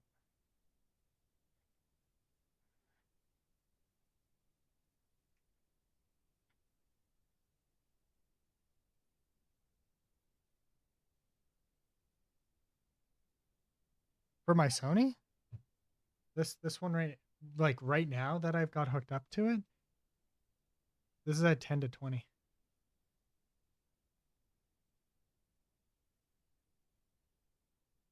Yeah, no, it's a kind of expensive 10 to 20. Because it's part of its higher end one.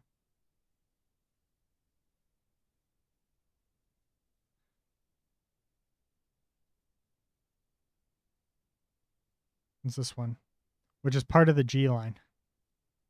Which I don't know the significance of I don't understand the significance of the G line of Sony.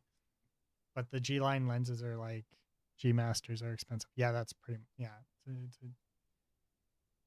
I think this is a G Master.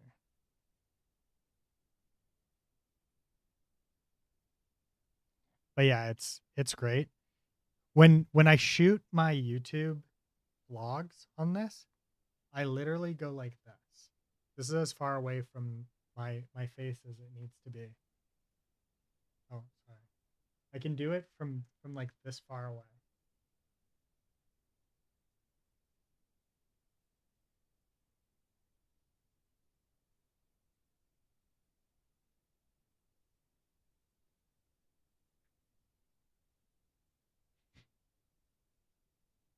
And it still catches a lot on the sides. Like, yeah, no, it's super great. Like I can literally just be like yada yada yada yada yada yada yada yada yada yada yada yada. Like literally, like I don't even have to stretch my arm out really. Like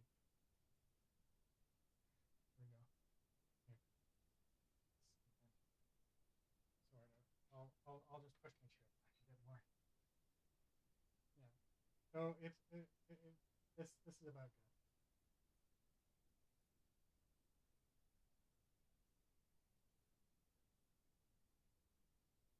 As long as I look into the lens, I'm centered.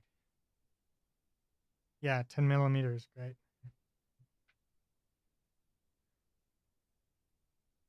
But yeah, like I've got this Canon 18 to 135. Um, I don't remember exactly what I've got on there right now. I've got this here, which is a 75 to 300 Canon.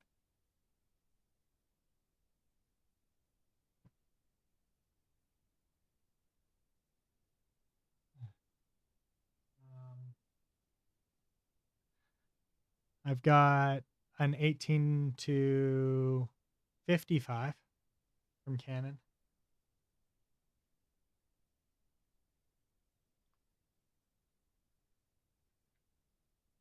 Oh, this is the adjustable one too. So like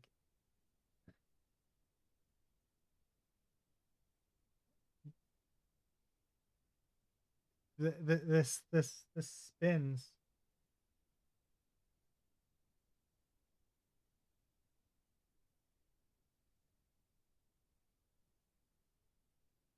to change the polarization.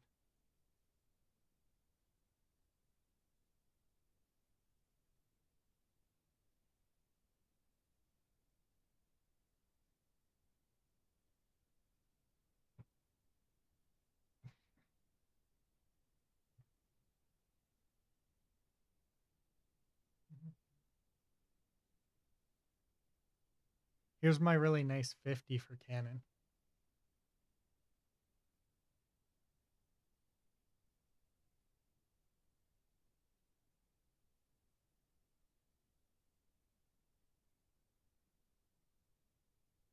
It's part of their ultrasonic line.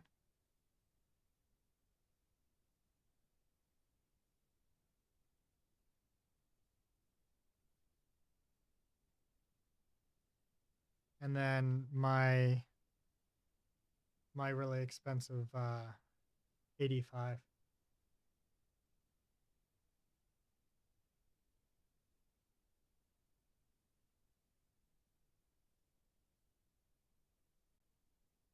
Also part of the ultrasonic line.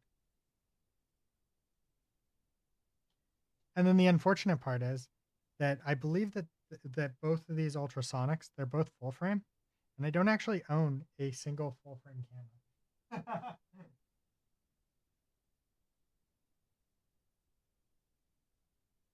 Yeah, they are both full frame.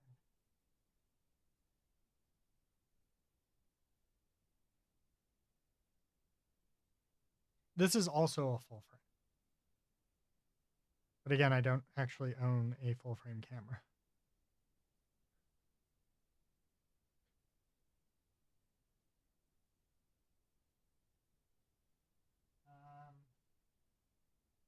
And then for my Sony, I've also got the one it came with, and it's I think it's packed up in a different one because I like never use it.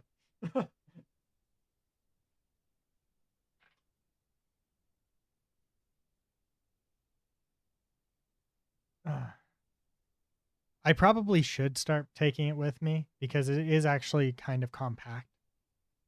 Like it's actually very compact, and it has decent enough zoom.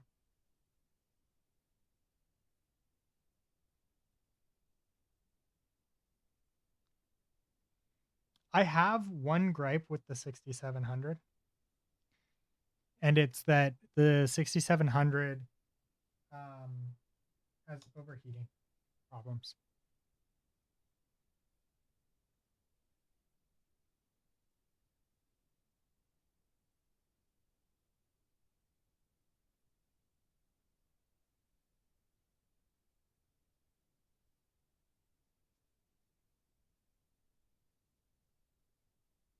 Where did I?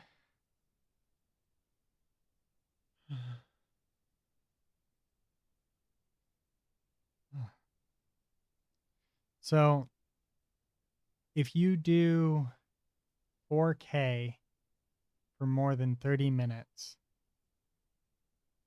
at with certain settings, it just overheats and crashes.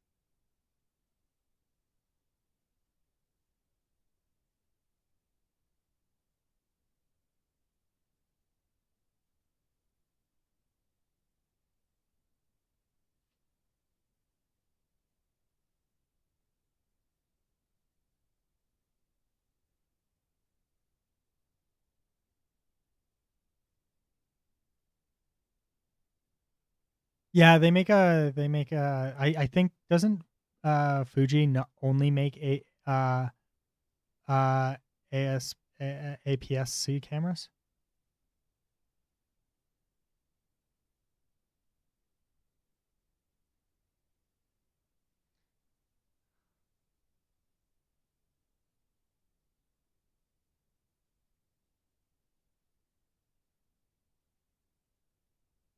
Yeah. So like somebody made like there's an actual fan specifically for the Sony to cool it down so it doesn't overheat.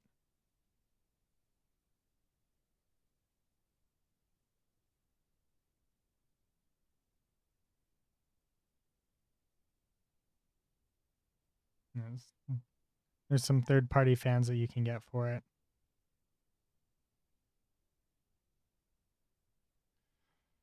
But I found out I went and I shot some 4K, and I found out I really don't like shooting in 4K because I hate editing in 4K.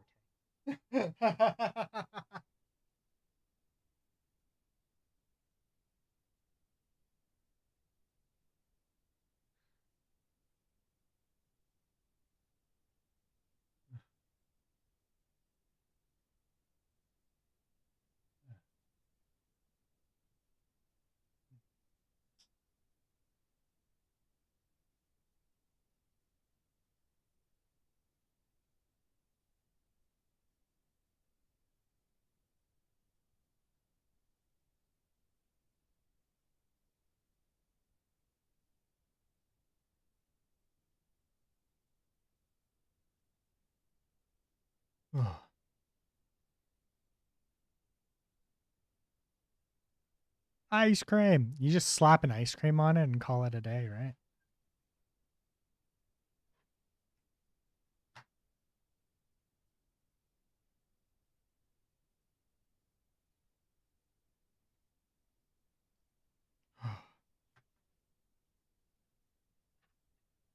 I got to do this at some point, so I might as well do it since we're having a conversation.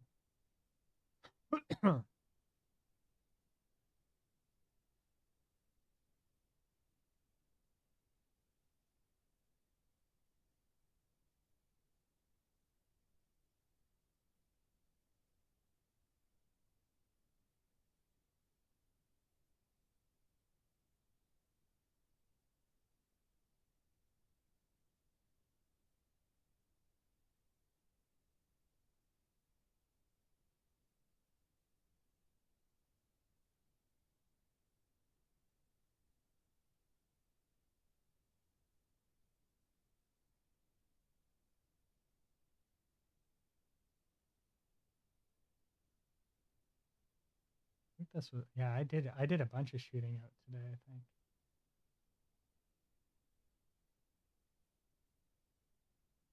Oh no, that was the 11th.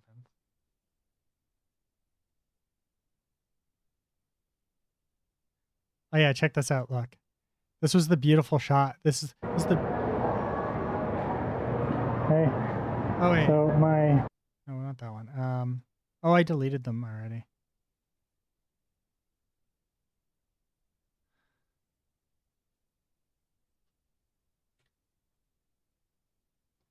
The ones that I shot initially yesterday in the morning were like all no audio.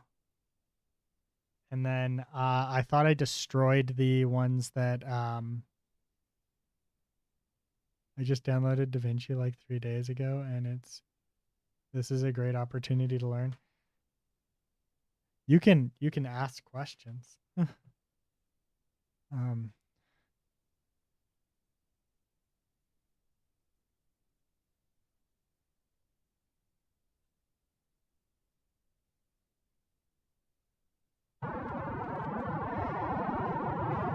Morning, everyone.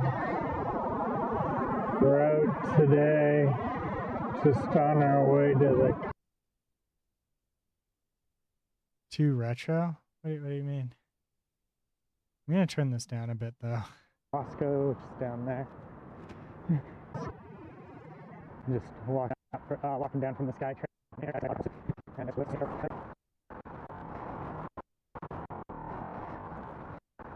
everyone.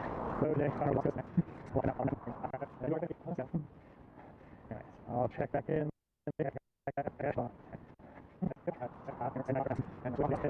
So are you from Canada? Yeah. What gave it away?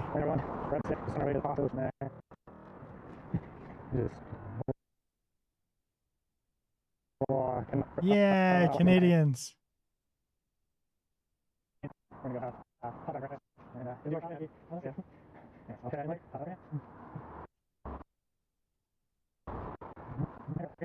Anyways, I'll check back in later.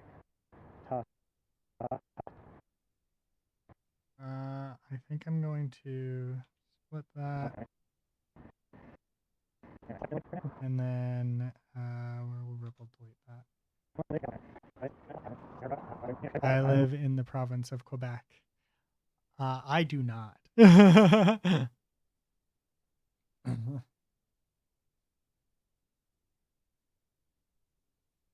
It's hard to get further away. I live in BC.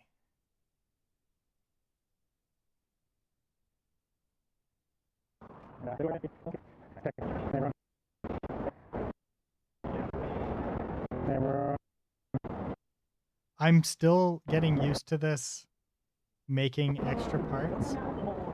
Alright, we got the floor.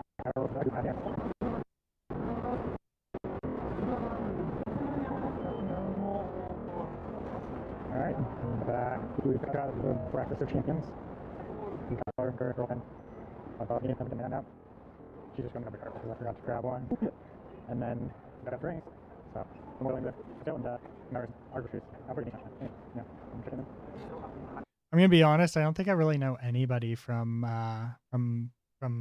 Quebec other than you Nick. Alright, we're all done at Costco and heading back to the train. We're gonna head home where I think I'll have a bit of a rest before I gotta meet up with my friends. And yeah. Back on the day, we're good at Costco. And then I Costco and heading back to the train. And then we're gonna head home where I think I'll have a bit of rest before I gotta meet up with friends. And yeah. And I think I'll have a bit of rest before I gotta meet up with my friends. And and then did you visit the new Costco, the business center? Yeah, I've been to the business center. All right, we're at our coffee with all of my friends from Japanese class. Yeah. They're gonna call you. Probably. Excuse me. Unfortunately, yeah. Alright, we're at our coffee with all of my friends from down What a weeb.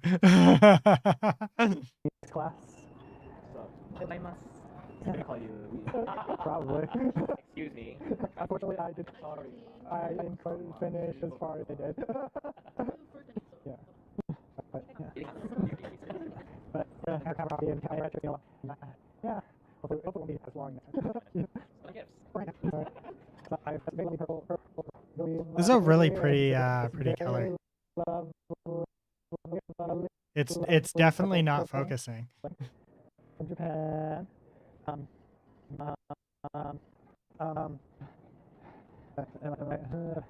then purple.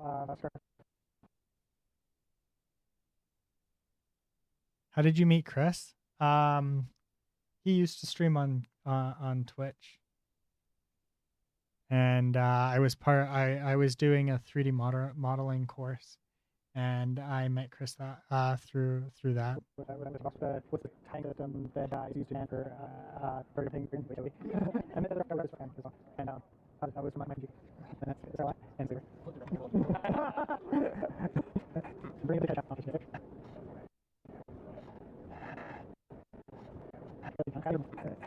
We're gonna get back to catching up, and I'll catch you guys later.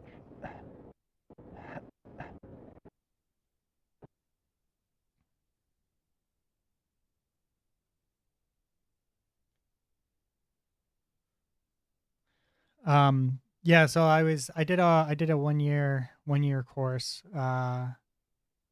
for yes. I'm in Vancouver. Um I did a 1 year course where I did it was advanced 3D modeling, and it gave me like a certificate of some kind. And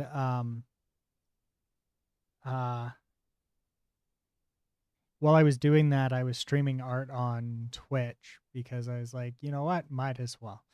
And then I got involved with the Twitch art community, and I met Chris through that because Chris does great work.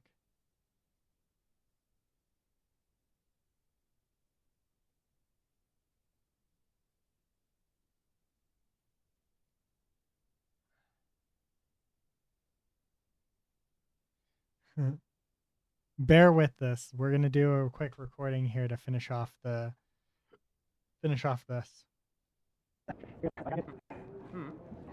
We're gonna get back to catching up, and I'll catch you guys later.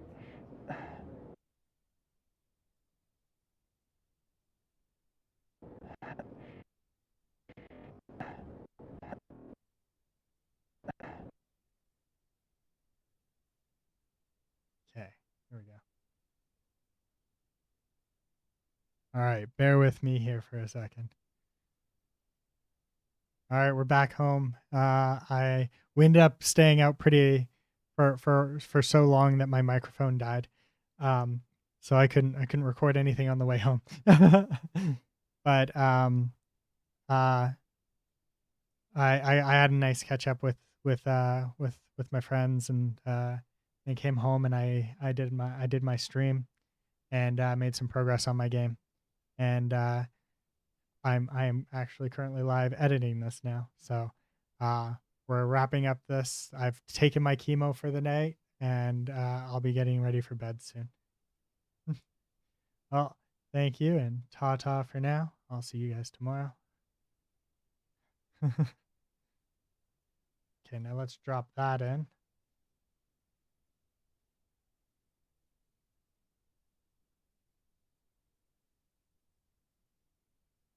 This is all in a I'm not leaving. I'm still editing. All right, we're back home. I for that my microphone died, so I can record home. But I with friends. I stream, and I'm actually currently live now, so we're going to have to keep moving, and I'll be getting ready for bed. Thank you, and I'll talk to you tomorrow.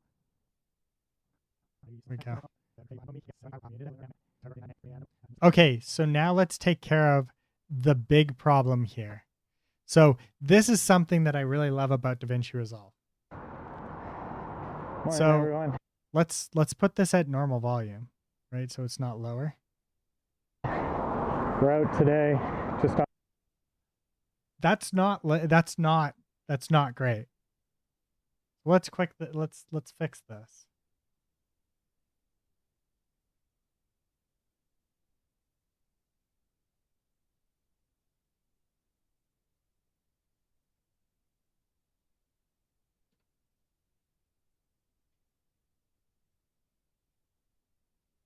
Let's fix the volume. Just walking down from the SkyTrain. We're gonna go have hot dog breakfast, and then do our shopping at the whole scale. Anyways, I'll check back in later. Isn't that just terrible too? Let's fix that.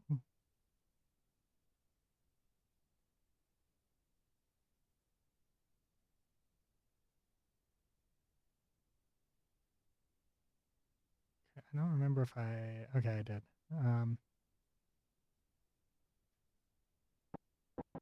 All right, back. We've got the breakfast of champions.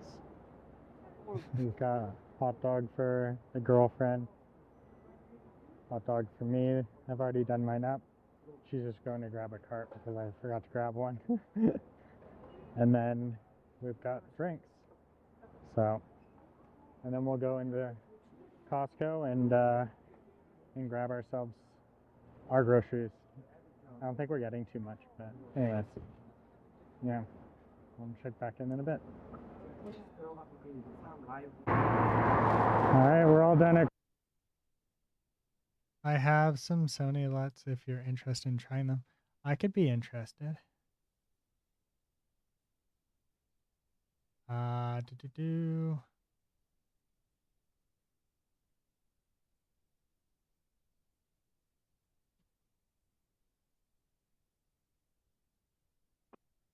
And then back to the train, and then we're gonna head home, where I think I'll have a bit of a rest before I gotta meet up with my friends.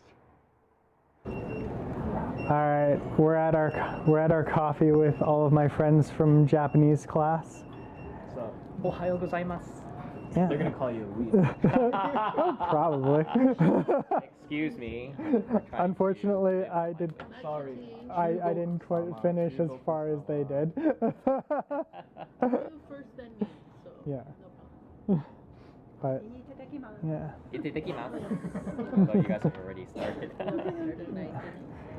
But we're gonna have our coffee and do our catch up. It's been a while, and yeah. Hopefully it won't be as long next time. Hopefully not. Yeah. Show them your gifts. Oh right, yeah. Sorry. So I've got this very lovely purple ink. Okay, there we go.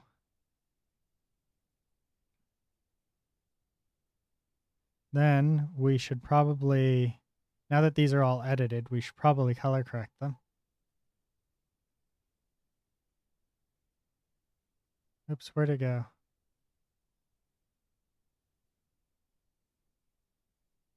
There, and we're gonna do workspace. We're gonna turn off dual screen because it just keeps getting in the way. Okay, so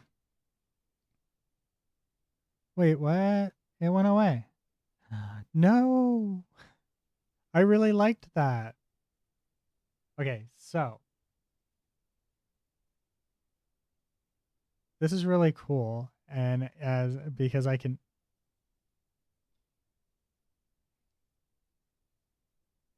want this to be smaller. Can I just? Okay, no, it really wants this. Okay, sent. Okay, thanks. Did you DM it to me directly, or is it still in? Oh, okay. It's wait. Wait, where did you send it? In Chris's Discord?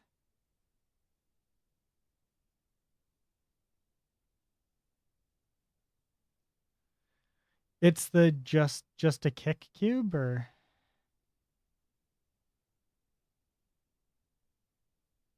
okay, I'll give it a download. I don't know how to install it right now though. So you'll have to bear with me. My head hurts. You'll have to bear with me. But check this out. This is kind of cool. Right? I can't show it to you. So if I hover these, right, it actually changes the playback area here into that LUT.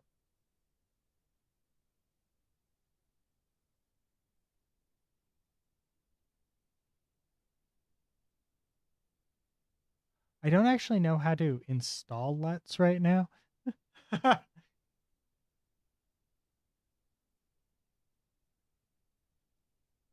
But I'm trying to remember which LUT I like to use. I think it's this one.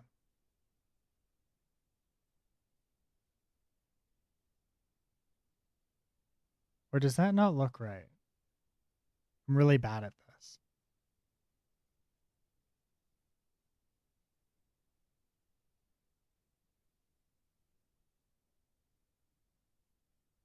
In dark places, none of them really look super great in my opinion.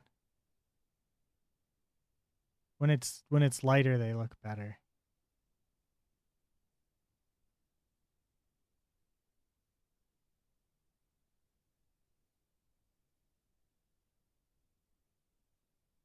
See if we can find a nice.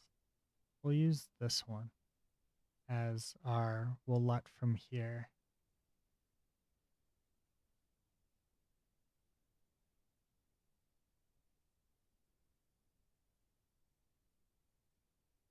Do you think this is the right LUT?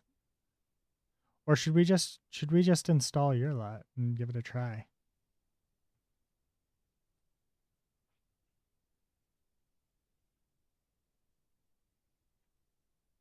Install LUT.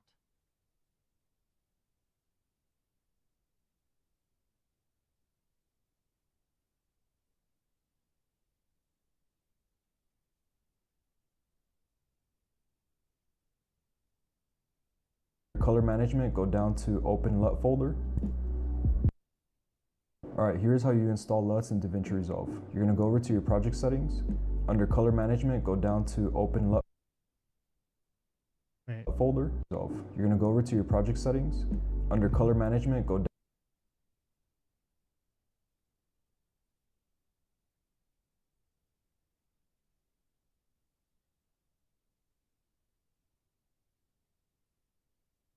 You said color management?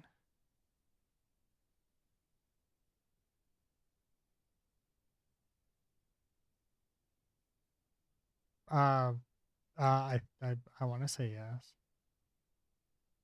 Color management.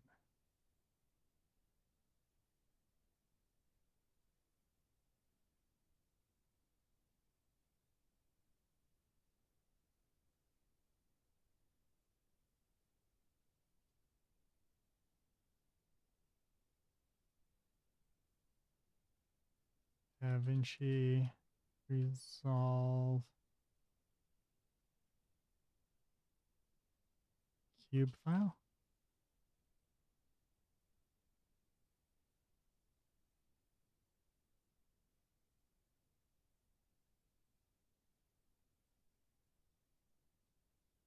Yes, it does.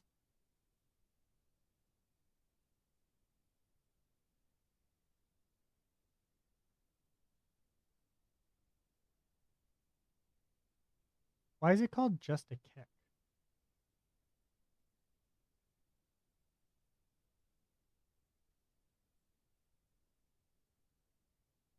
Oh no. Oh, okay. Should I just put this in the Sony? Yeah, probably. Oh, all the Sony ones are cube files. Perfect. Okay. And then update list. Save.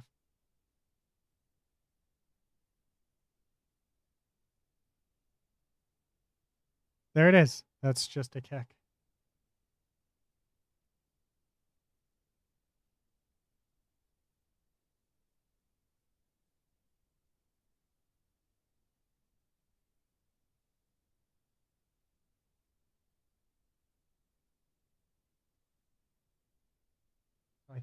I think we just want to do here.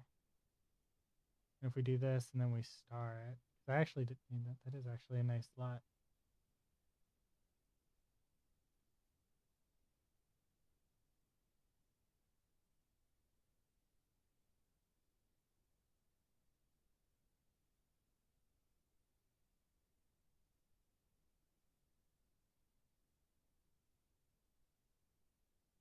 But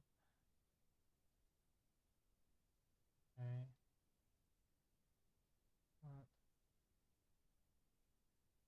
There we go. So now all of them have LUTs. Morning, everyone. We're out today, just on our way to the Costco, which is down there. Just walking down from the SkyTrain. We're gonna go have Cool. hot dog breakfast, and then do our shopping at the whole scale. Anyways, I'll check back in later. All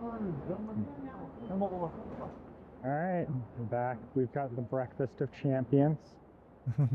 We've got a hot dog for the girl. Then if we go here.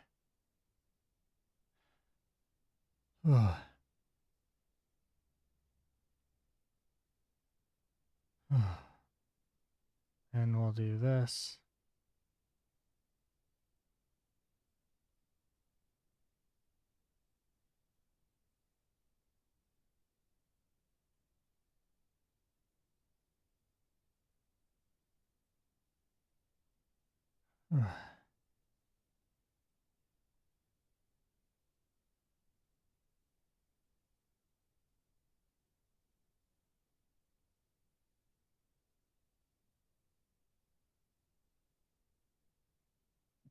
Mm.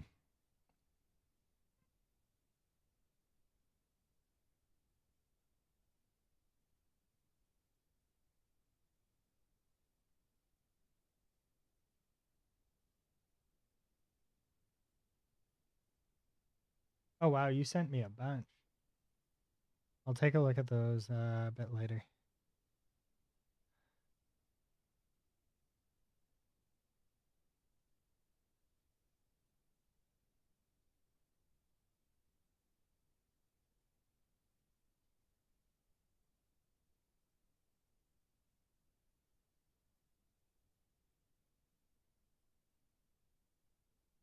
I sent all of my LUTs to you. I appreciate it. Oh.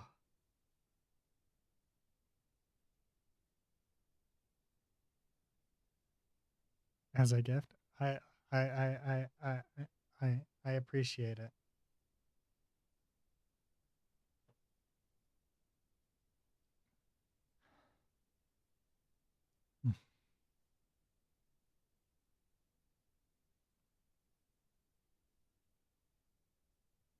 Mm.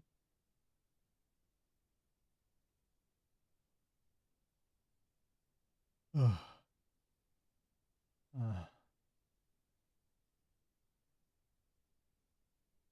Number one.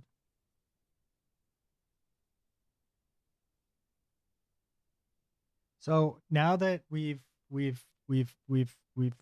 created the YouTube video, we have to make the one for Instagram and Twitter. Chris is number 2. The shade has been thrown. So check this out. This is really cool too. So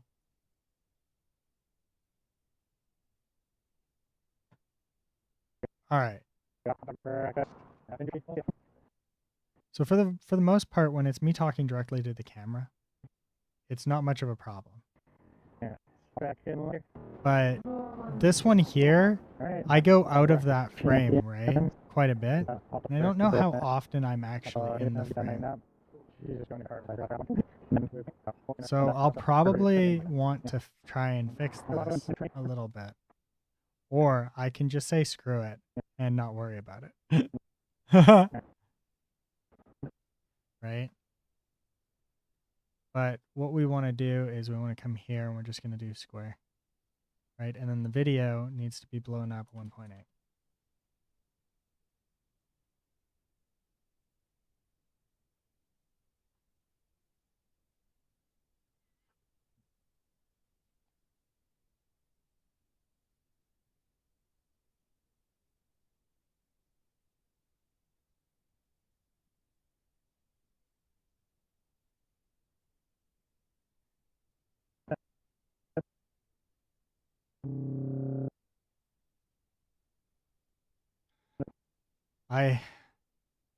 Ooh.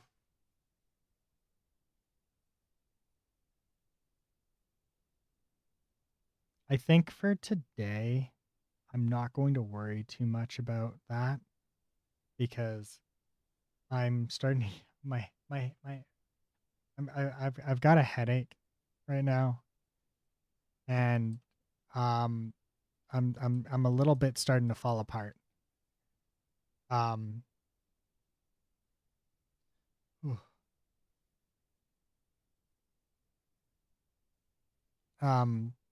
With brain.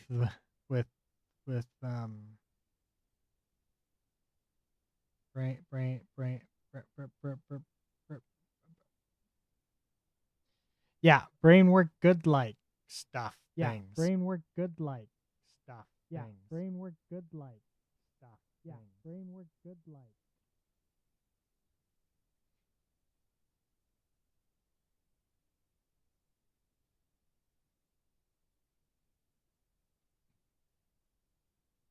All right, and then this is gonna be my my Instagram one. And I'm starting to diversify the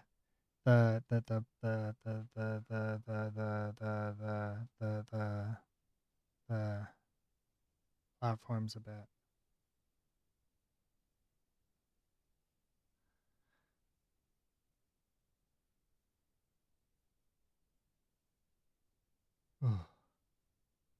So I'm uploading on multiple different platforms.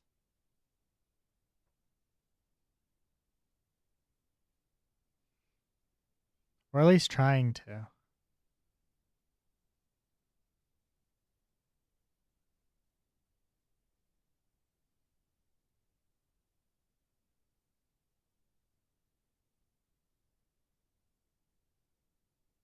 Horoscope and outings.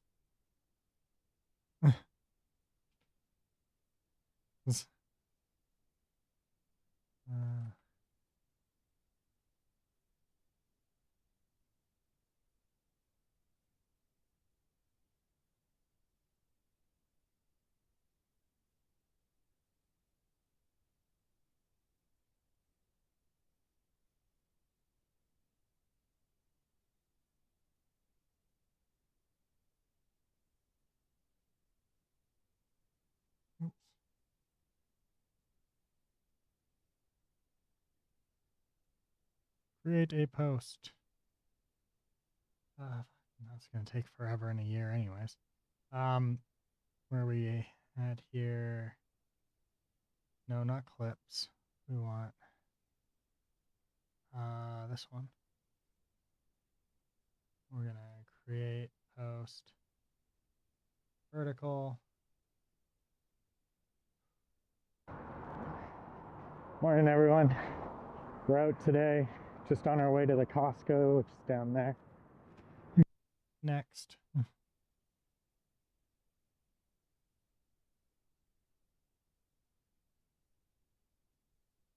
Wait, what? Oh, I forgot to do one. Morning, everyone. We're out today, just on our way to the. Dang it.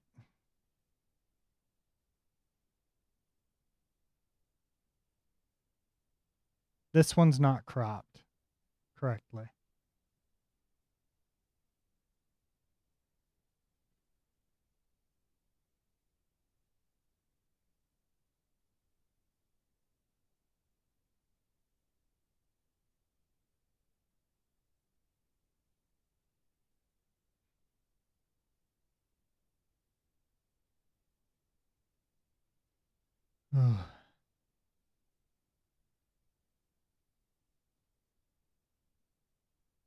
Let's get these all posted up.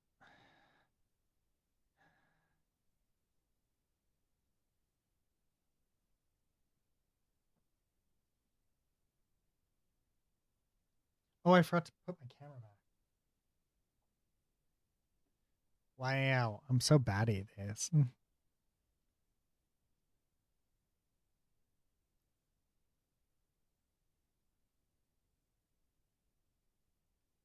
Um,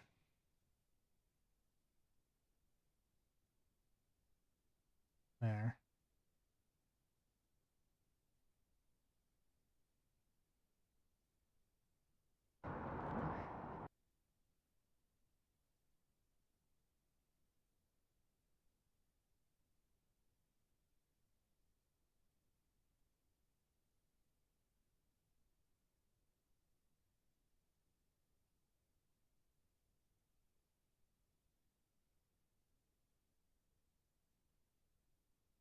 And post that over to X.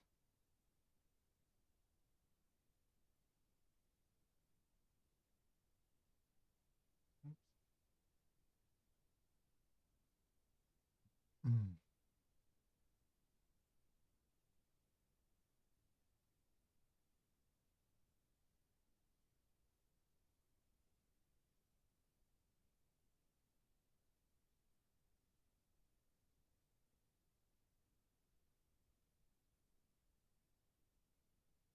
You know what's weird?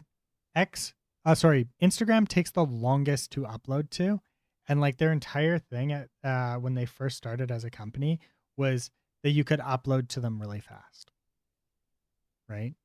Or at least it felt really fast that you could upload to them.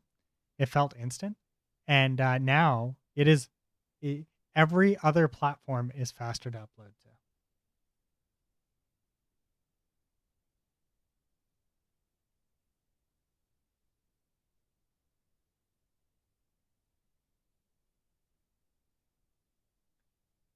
Ugh.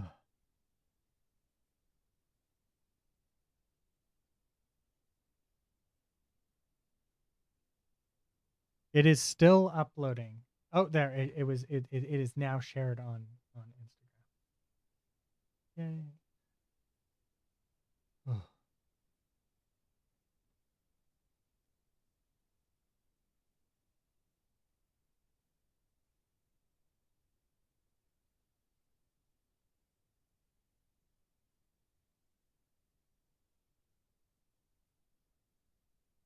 Ugh.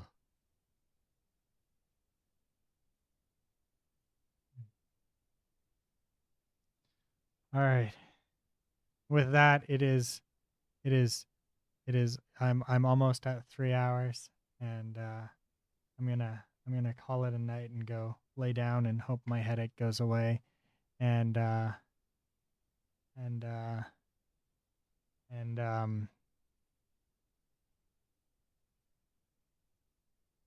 yeah. Well,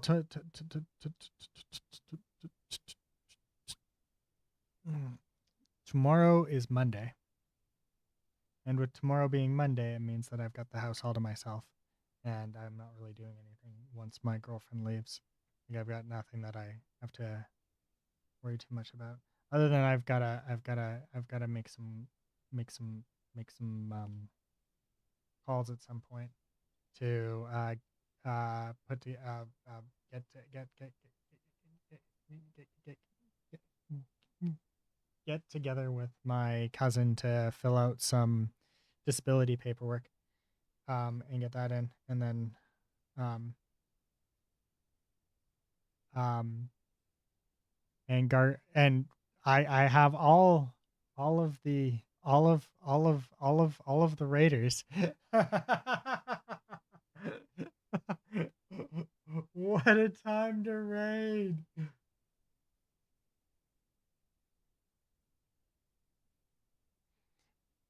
Hey, thank, thank, thank, thank, thank, thank, thank, thank, thank, thank, thanks, thanks for rating, Gareth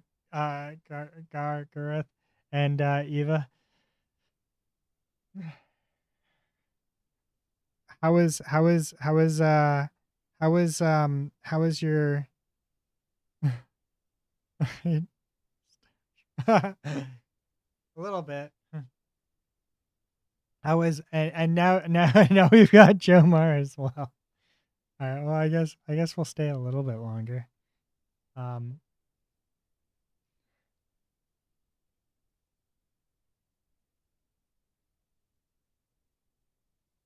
Pede made me close out to crash out. I've heard that Peak can be a lot of fun. I just finished editing my vlog for the day. Told them to raid you before your 3-hour mark. I went under the world twice. Oh, that's some clipping issues. Well, welcome to the stream. It's great to have you. It's good. It's good to have you guys here. Someone cooked a cannon and made Gargarath no clip. You can cook cannons. I have not played this game yet. I don't think that it would be good for my friend, the guys that I usually play games with. I feel like we wouldn't work well on it together. It spoiled. It exploded and made me suck off through a hole. Oh, doesn't that sound fun? Was that like an was that like a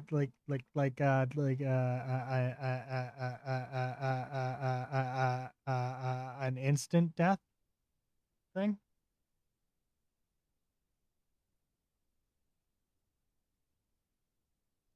I'll show you guys what I've been working on. This is the art that I've been doing that Jomar keeps missing. I call this spaghetti.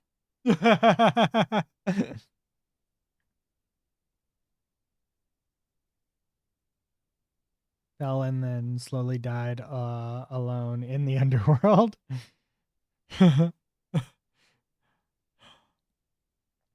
Interesting.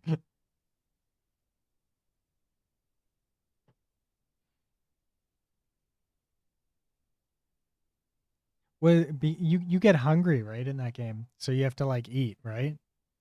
So do you like die of hunger, or like what was the slow death from?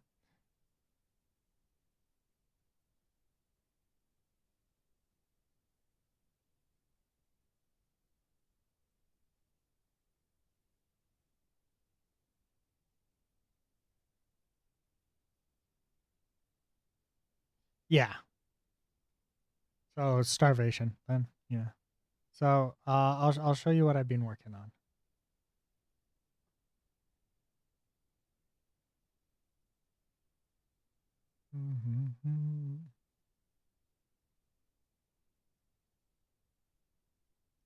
Sorry, I was working on the animations.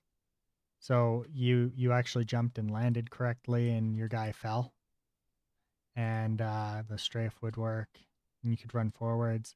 I can't show you back because it's not working quite right now.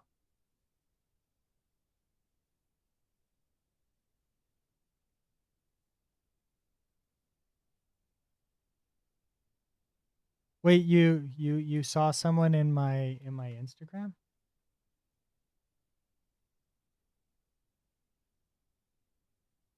Oh yeah.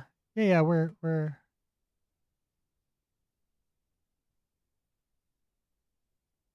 You should message me who it is. Well, we do have like Chris and I do have a bunch of mutual friends from the art community, so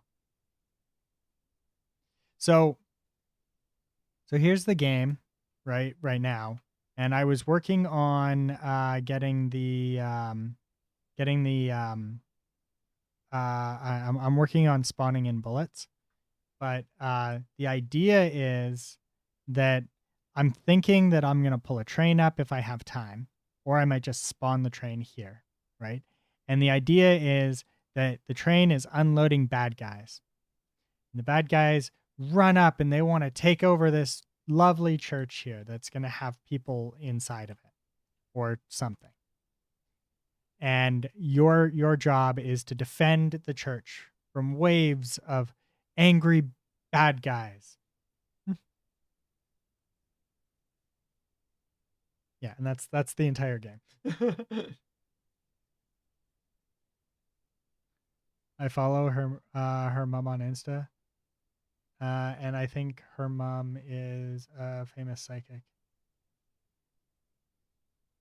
I'm a raid and run to bug the hub. Have a good night, Pseudo. Well, thank you for the raid again, Gargaroth. It's good to see you again. If you know, you know. I don't think I know.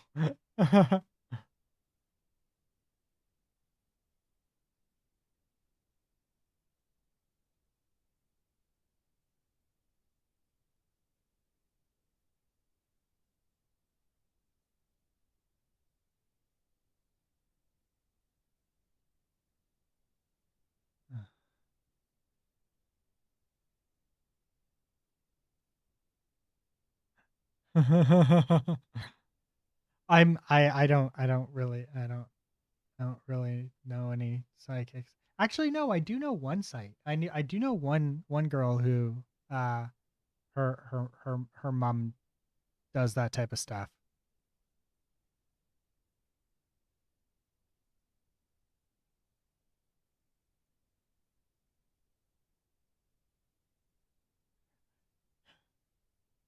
Oh. I didn't even think about that. I completely forgot. If it's who I think it is. Oh yeah. She's a good friend. We've been friends for years.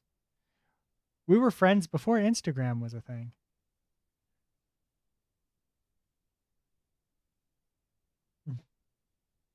Yeah, we met years and years and years and years and years ago.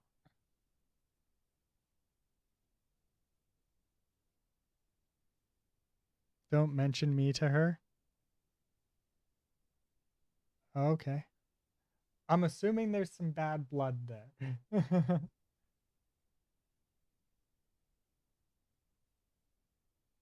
I make a steak. Steak is good. No. Oh, well, at least there's no bad blood.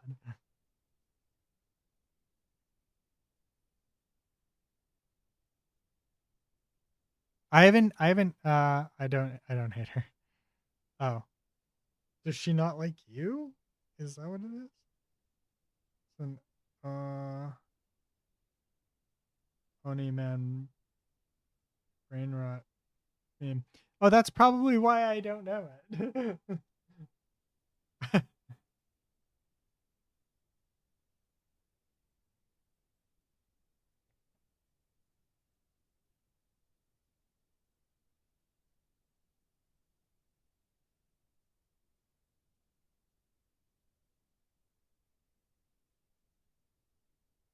I gotta run and I was like literally about to log off when you guys raided me. like actually straight up, I was like getting ready to log off. So yeah. Do you know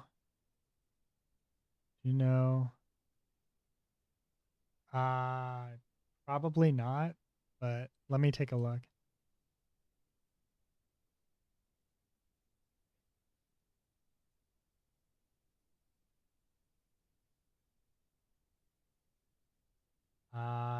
The pattern or is it a person?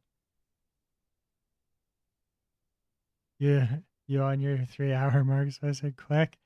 Nice. I see how it is.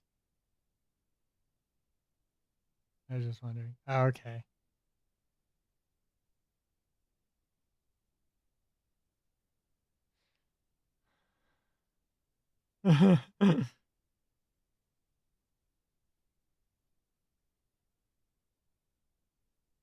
I didn't know that that her mom was a somewhat famous psychic though. I knew that she dabbled in that. But and I've talked to her. She seems nice.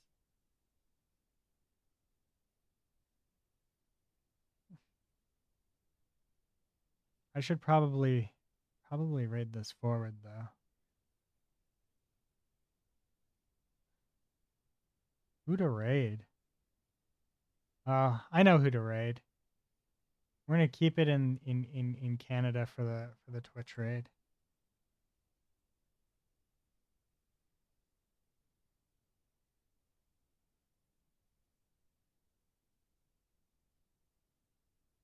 All right, we're gonna raid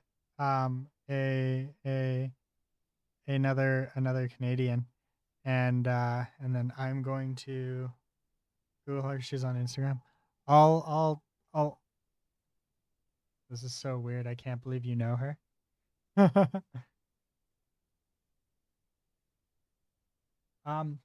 Yeah, that's I didn't see that coming.